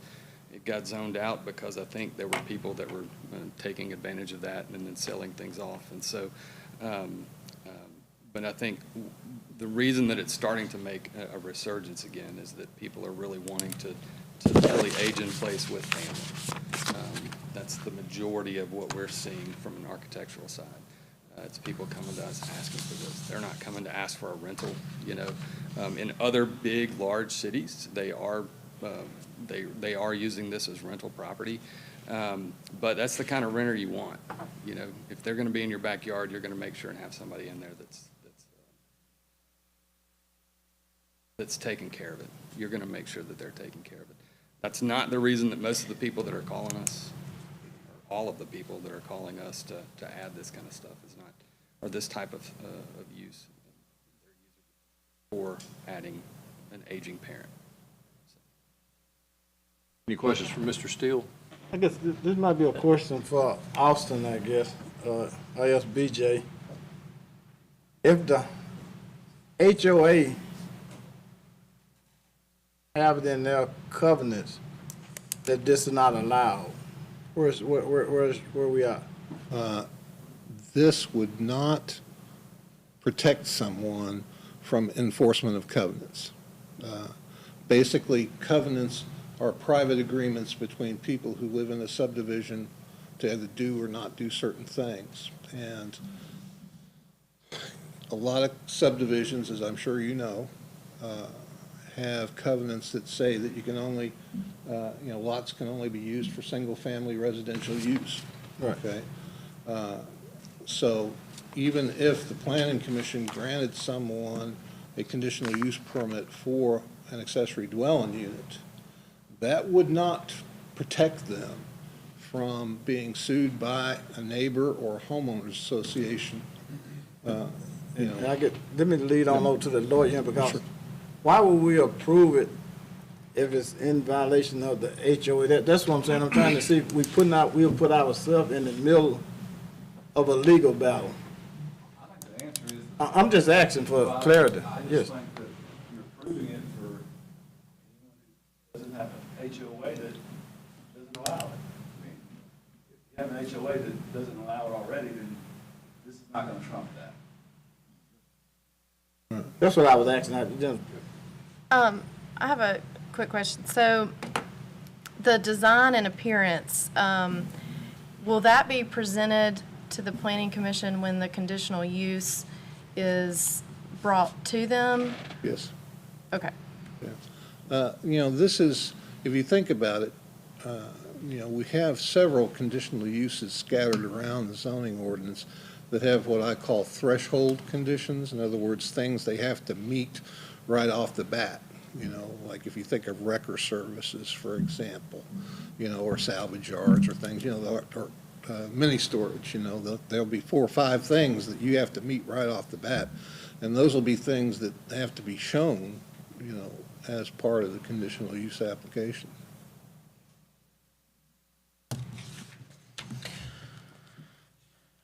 Given this new information, I think it would be best if we potentially table this to our next meeting so we can allow for more discussion and more research into this.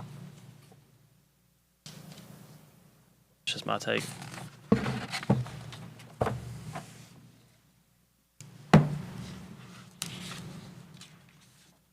That's not a motion, it's just a statement. Is there anyone else here that wanted to speak to that topic? Any other comments or from board members? I just want to say, I think we have to be, there's a concern that this may be abused. I mean, you could easily take this property and make an Airbnb out of it or something like that. I'm not saying I'm against it. I'm just saying that, we need to really, I think, study this and make sure it's what we want to do as a city before we make a decision. So I agree with Ben. I think we ought to maybe take a little time and look at this.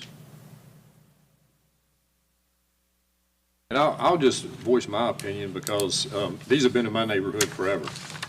There is what was called the Cook's House in my backyard, which is a legal non-conforming use now, I guess.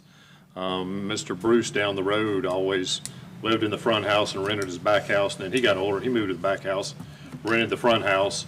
There was a 2-story rental right across from Kirkendall Track there that had 2 renters in it, and we always noticed in our neighborhood, because they were in people's backyards, the tenants were great. They weren't going to let anybody that bothered anybody live in their backyard. They'd kick them right out. So all the research I've done shows that they're an asset to the community, especially when we're in need of places for our parents to age and for kids coming home from college to have a spot to be and things of that nature. So that's my 2 cents worth on it. I think they self-police themselves. So one of my concerns is just the overall nature of the housing market right now and how you're seeing people sell their homes to, larger corporations that would see this as 2 rental properties rather than just 1 potentially. So that's some of my hesitation there. where, like the neighbors that you know now may not be your neighbors 5 years from now, kind of thing. So that's some of the concerns I have related to it. Well, I'm seeing more and more HOAs put clauses in their covenants that either they have to own the house for 2 years before it can be rented, or they cannot rent it at all.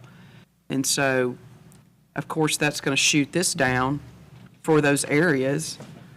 But, to keep from corporations coming in and buying these houses and renting them out and running the rent up all over town, because that's what so many people are concerned about right now.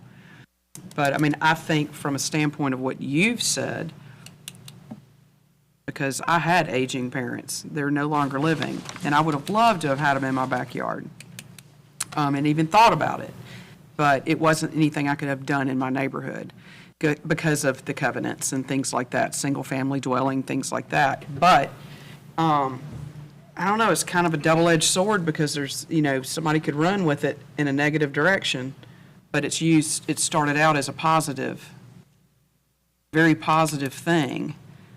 And maybe once the parents pass on and then they sell their house, we as a city, we can't legally tell somebody what they can do with their home, who they can sell it to, unless they're in that type situation, and the HOA trumps whatever the city's guidelines are. So, I don't know from a legal standpoint, like y'all all said, you could run with it. Well, one thing, you have to always remember, first of all, is conditional use. Conditional use, you can put other stipulation. Conditional use is going to have a timeline on it, so when you're talking about somebody can have an ARB or whatever this stuff is, and all these other families moving in, when it comes to conditional use, you can have 4 or 5 years on it. Then it's a wash. Would that need to be in this? No. On any conditional use, it comes with a timeline. That's the purpose of conditional use. Okay. You're going to put a timeline on it when you approve it. If you approve it, you'll give them a timeline at that time. It wouldn't be because each conditional use will carry a separate timeline. That's when you couldn't have it in the basic amendment. Am I correct, Mr. BJ? Yes, sir. And in fact, the Planning Commission, in a lot of cases, they'll give a conditional use permit a short period to begin with, like a year or two, to see how it goes before they give it a longer permit, after that. They want to see how it's going to work out. But what do you do if you build a structure, you get a 5-year conditional use, and then you don't get it re-granted?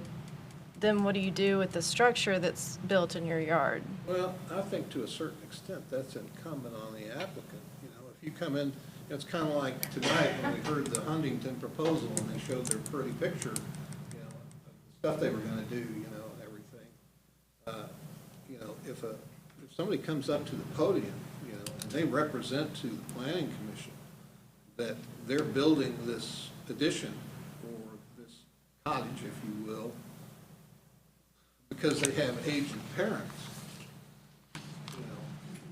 Okay, what happens when the aged parents, die or go to the nursing home? To me, that's what's incumbent on the applicant. If their intention is to keep it forever and to rent it out to the general public, then that's something that they need to make plain as part of their application.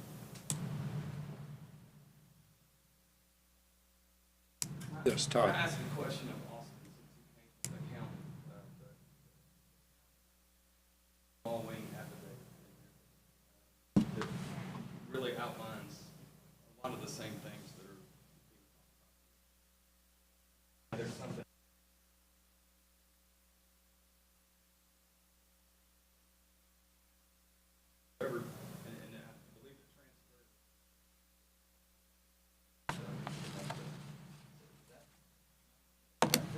That's correct. And there's several provisions about it has to be on the same meter.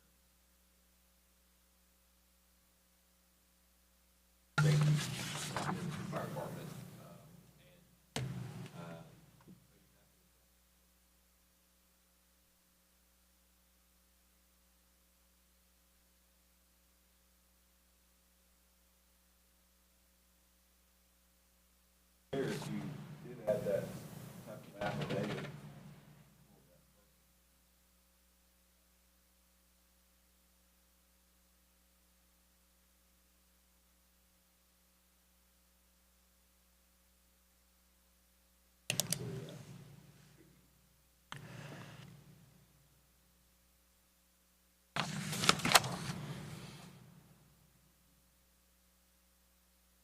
Any other discussion or a motion? Mayor, I'd like to make a motion to table this request to the second meeting in June, so we can further research this request. There's a motion. to I'll table second. And a second. Roll call vote. Alderman Harris. Aye. Alderwoman Lynch. Aye. Alderman Miller. Aye. Alderman Robinson. Aye. Alderman Wicker. Aye. Alderwoman Ross. Aye. Alderman Piper. Aye. And that motion carries. Okay, we will move on to item 19. Austin, if you will update the board on the work of the Medical Cannabis Committee. Yes, sir. And the recommendations. So the board's action of not opting out of the medical cannabis, the need has been created to update the zoning ordinance. So based on the feedback from the AG's opinion, which is attached in your staff report, the committee met on the 25th of April and came up with the guidelines as shown in your staff report to follow all the state guidelines regarding the licensure and setback requirements as in the state law. Prohibit all medical cannabis facilities from the historic district, and then also 500 feet from the courthouse measured parcel line to parcel line, and the intent was to fill in the gaps of the historic district that may be intended. A $1,000 business license fee, keep the definitions the same as defined in the state law. And then in the use chart that I've attached in your staff report to give you an idea of what was proposed by the committee of where these should be located and also should not be located. And one thing to note I thought of was the time limit proposed by the committee was the hours of operation 9 a.m. to 9 p.m. With all this being said, the timeline of this proposal is, if approved tonight, I'll take it back to the Planning Commission, advertise it at a public hearing, and then be back in front of you the second meeting in June. But the purpose of tonight's discussion is to get out in front of it and give you guys an idea of what's being proposed from the committee and what's being brought forward to the Planning Commission and ultimately y'all on the second meeting in June. So with that being said, I'm open to any questions, and if you have any feedback, please let me know, and we'll incorporate that into what we take to the Planning Commission. I have a question on the time. Yes, sir. Because we're dealing with several different facilities, correct? Yes, sir. In some facilities, they work 24 hours a day. So, I know we hadn't seen nothing of what other communities are doing, but some of these, it says like the cultivation facility, Vincent, that's where they grow it and things like that, right? Yes, sir. So they might be a 24-hour operation versus a facility that's, even a processing facility might be a 24-hour facility because they're working, processing, packaging to be shipped out. So to put a 12-hour timeline on a facility, because with business, we are creating, in my opinion, I think, that the legislature want to make sure that we didn't put a requirement on them that we're not putting on other businesses. And so with that being said, so other manufacturing business in the city do not have a hours of operation that was imposed by the city. Am I correct? That's correct. It left up to the discretion of that business person and their business model. So I want to make sure that we are careful not to impose something. I think they talked about that a lot in the intent, that you don't put undue, unnecessary requirement on this business that you don't have on other businesses. And also with that in mind, I think you said the committee recommend $1,000 fee. Now, where is that fee compatible with other fees, and what make this fee be $1,000? What are we doing extra for this business that we don't do for other business? Do we charge them $1,000 fee? And I don't think we charge $1,000 fees in other business. Am I wrong, or did I miss something? And I can kind of, I was on the committee. That's what I'm asking. when we had this For clarity, discussion. yeah, I So mean- the state law said that we could impose reasonable fees. Reasonable fees. And so we talked about that because we feel fairly certain that those facilities will probably require more police activity. Just watching and guarding and things of that nature. So there is going to be extra energy exerted by the city at that business. My point is, Mayor, they got their own security and own police, so we say we're gonna have a policeman at those facility for. No, we're not going to station them there. We just feel like we'll probably get called more often to that than some other. And it's all up for debate. That's why we're here at the meeting. I'm just the undo. And so my point is, what other fees do we charge other businesses? That's my question. Based on. I don't have no dog in the fight one way or the other. I'm not gonna be eligible for none no way, so I'm pretty healthy. So I ain't trying to get none free. So this one would be higher. Yeah, so what are the other, I'm still that question. Yes, sir. What are our other fees? We know what this fee is. What are our other fees? That's all I want to know. So depending on the nature of the business, it depends on the amount of inventory they hold or the number of employees they have. And so there's a stair step of that charge of. Okay, that step amount. from the lowest to the highest. Yes, sir. So what is that number? It depends. So if you give 0 to 3 employees, I think it's $30. From $30, 3 okay. to 6, it stair steps up incrementally. That's what I'm saying. From the lowest, who is our high employer? The Soto Board of Education? Which I believe they're exempt from a business Okay, so license. they're exempt. Okay, what about Schultz Pipe? I'm sorry. Schultz Pipe. extruded. I don't know their exact business license. Kristen, you might know off the top of your head what some of our higher ones pay. We had to have a comparison. What would you say is the highest one we could get in? What's the biggest check you've seen for a business license? I'm not going to hold you to it, just. We've had a couple $1,000 for businesses like on retail, Okay. because it's based on their assessed value. Does that answer your question, Alderman Miller? Yeah, I mean, it's just, I'm surprised that y'all didn't have a number if y'all made a fee. I mean, it's just Well, a recommendation. I'm not on the committee, but also the state fees are significantly higher. Well, I mean, you don't really have to pay much of a fee for most businesses, so I'm guessing y'all based it a little bit off of that, too? I don't know. Well, I mean, it was all kind of, yeah, sure. It's all dependent on a number of factors, because all these facilities are going to have different employee counts and all that kind of stuff. So it's kind of a median value, if you will, based on like that sliding scale, if that makes sense. Because a dispensary may only have a handful of employees, but a growing facility may have dozens of employees. I But just asked the question. I was just answering. The hours are just for the dispensaries, is that? Correct. Okay. Yeah, that's what we were talking about, the committee, was just the hour limitation on dispensaries, not on the cultivation. Okay. And it's important on the dispensaries that one of the provisions in that is that they are allowed to receive inbound and outbound deliveries 2 hours outside those times of operation. So what we are trying to do in setting those times is that they're not, receiving a delivery or having a delivery go out during a time when there's, a police shift change going on, or it's 2 a.m. or whatever, because you may have a armored vehicle with, 50 pounds of medical marijuana going out in it. It's more valuable than the armored vehicle. But are you using that, like guidelines based on pharmacy hours? Or are y'all using those guidelines? Because There aren't any pharmacy hours. Pharmacies set their own hours. That's right. I know, because there's multiple, multiple pharmacies. Some of them close at 6, some of them close at 8, some of them close at 9. 24 hour. Yes, some of them are 24 hour. It really just depends. That's why I was wondering.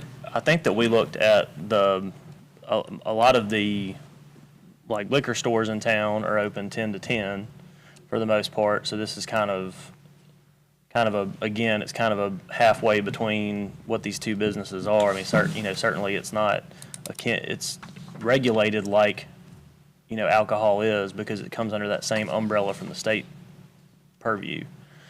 But it's not certainly a, recreational retail business either. It's the same hours, amount of hours. And I think the law is primarily dictating the cities not make it impracticable.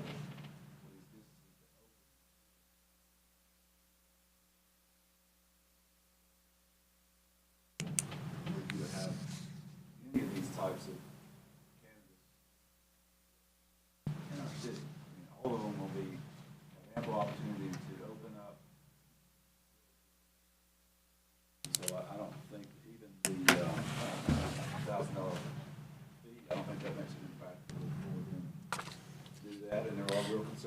policing.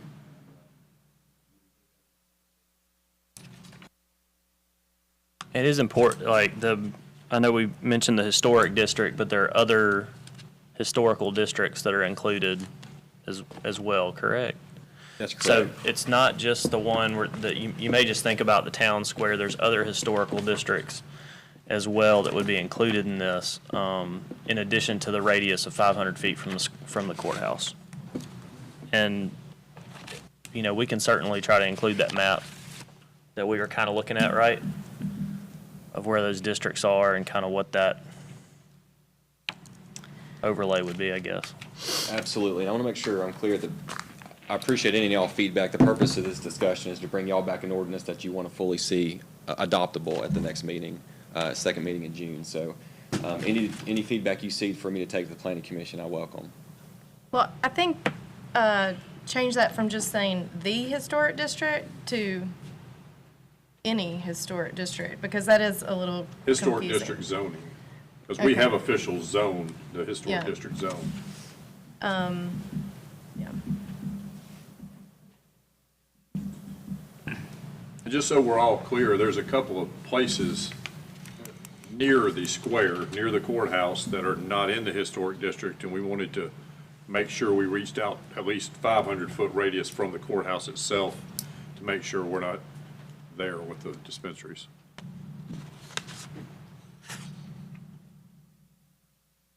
And so your hour would be clearly distinct, stating that this is for the dispensary, not for the, Yes, sir, that'll be Okay. clarified when we bring back. okay, thank you. That's what that was my concern. Mr. Miller, you also, there's several state regulations about the different types that the city really can't dictate to, so I think that speaks to a lot of cultivation and the other. Right, that's what I was referring to. I wasn't talking about the. Those supersede, the state regulations will supersede anything we can do. Thank you. All right? Is everybody good with having him present this to the planning commission, and then after that hopeful passage, it comes back to this board for adoption? You on the same path? I don't think this needs a motion. No, sir, just feedback. Okay, will it pass or fail? It still need to come back to us. That's right, it will come back to us, for You know, sure, yeah. 'cause, All right, thank you. Okay. Thank you, Austin.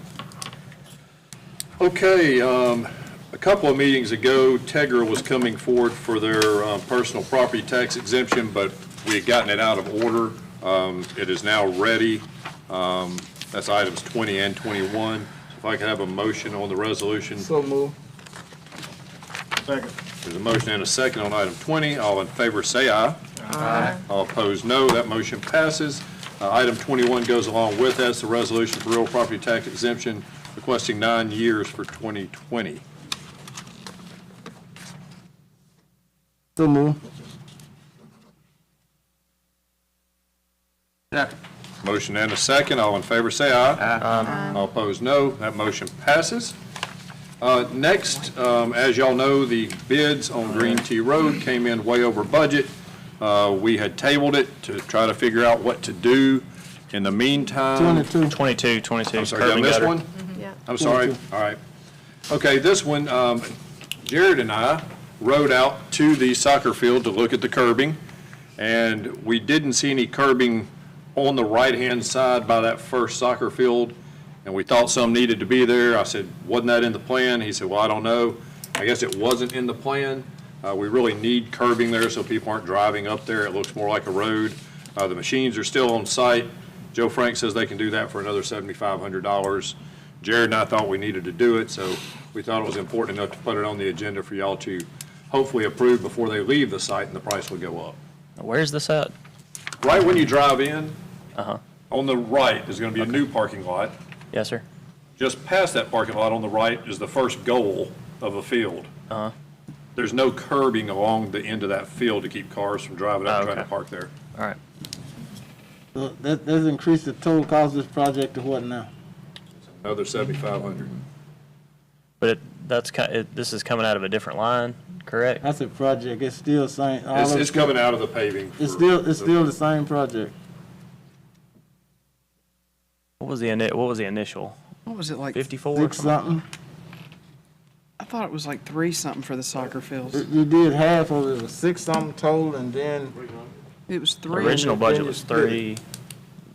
The curb's been what, 50 some odd, 60 some odd so far? Wasn't it like 311, 3 some, it was some a little over 3. Between 3 and 325. We just thought while we were in this phase, it made sense to spend the Yep. $7,500 to get that curb there, so at least this phase gets done properly. I make a motion to approve the change order. Second. Motion and a second. All in favor, say aye. Aye. All opposed, no. Motion passes. Okay, now I'll move on to 23. While the item was tabled, I had spoken with Darrell from North Delta Planning Development District, and he went to work, and he talked to the people at DRA, the Delta Regional Authority, and they have come up with this grant of $1 million, not a loan, but a grant, to help us with most of the overage in the bid. So we need to approve the resolution to accept the grant funds, and then we'll be able to move on to the next item and approve the paving project. So that, The item on the agenda here says $1 million, but the resolution reads 1.4. Is that correct? Which one is correct? 2.4. No, right here in the agenda, in the resolution, it says $1,401,225.50. On the item 23. Did you it says put that $1 number in there?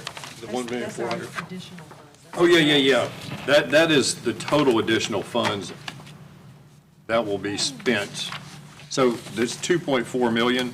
Okay. So their, minus their million leaves $1,401,000 that we're gonna spend. The That's what it's saying. 401's us, Yeah, that's what was on us through that loan. because we had maxed the grant. Yeah, I'm sorry. So we have, $1 million grant. you're giving us $1 million. And we're pledging that we're gonna pay the 1 We've million. already borrowed $1 million in that cap loan originally, right?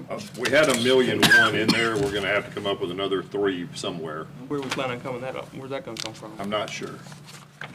However, how much under budget is we're gonna have to budget for it because the loan tops out at $3,193,000. Really? But Joe Frank, aren't we still under budget on KPIC?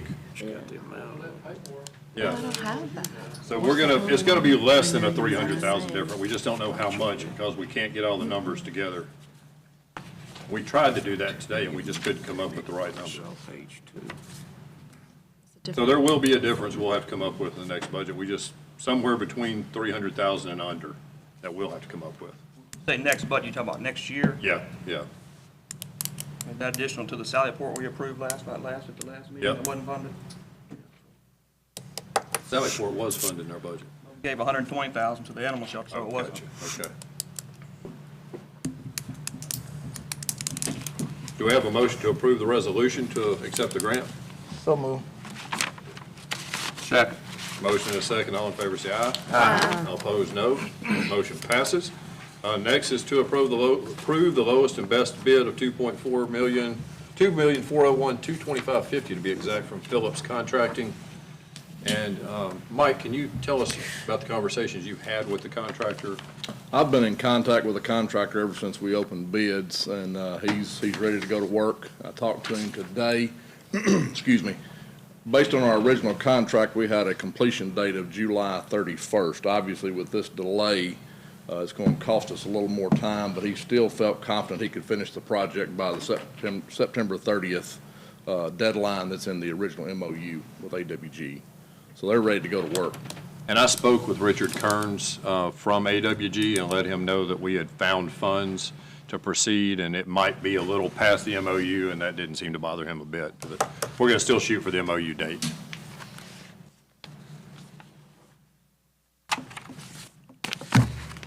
Can I get a motion to approve the lowest and best bid? If we approve, Mayor, could you go ahead and get approval to sign the contract? And approval for me to sign the We contract. get everything back, save us a little time. Okay. So move. Second. Motion and a second. All in favor, say aye. Aye. All opposed, no. That No. motion. We got a no? We have 1 no, and the motion passes. Thank you. Okay. Thank you, Mike. And next up is Wagner Engineering. We have had lots of concerns from various people about the backing up of the turn lane specifically, but anyway, the whole intersection of Commerce and Mackingvale. We've looked at it, Lee and I looked at it together. Lee's not here tonight. Yeah, there he is. We called a traffic engineer out there, not an engineer, a traffic signal guy out there, and he said, yeah, it needs to be fixed, but we can't do this kind of work unless it's professionally studied and engineered. So we wanted to engage Wagner Engineering to do that. Specifically, there's a few issues there, but as most of you know, let's just say you're trying to come out onto Mackingvale from Zaxby's. You just can't go out because the people waiting to turn left onto Commerce are stacked up 20 cars deep. So we're looking for a way to fix those problems. It's becoming a real issue. People are having to take alternate routes instead of turning out, and as traffic increases, we need to be ready for it. So I mentioned it to Tracy at Wagner Engineering. He said they could come up with the design, and this is their contract price to do that for us. I think it's just important at one of our most major intersections to keep it up to snuff. And getting into Walmart. Yeah, and getting into Walmart. You yeah. can't get into Walmart coming from the other side of Mackingvale and Commerce. You can't turn to get into the turning lane to get into Walmart because all the people turning left onto Commerce from Mackingvale are all stacked in that turning lane. So we just want to engage them to do the official study, come back with recommendations that the board can adopt, and then we could bid it out to a signal person to do a signal and striping to do whatever the proposal is that hopefully we adopt. Don't get the same signal, folks, that we had on 51 and Losa Street. Amen. Mayor, I'll make a motion to approve. There's a motion and a second. All in favor say aye. Aye. All opposed, no. The motion passes. We recess next Monday, right? Yes. I'll make a motion to recess the next Monday, talk about pennies for the parks. Second. Motion and a second to recess till next Monday to speak about pennies for the parks. All in favor say aye. Aye. All opposed, no. That motion passes. I would encourage the public, anyone watching on YouTube, to come to the recessed meeting. We only had one citizen attend the last one. We need all your input. We are recessed till next Monday. There you go, guys.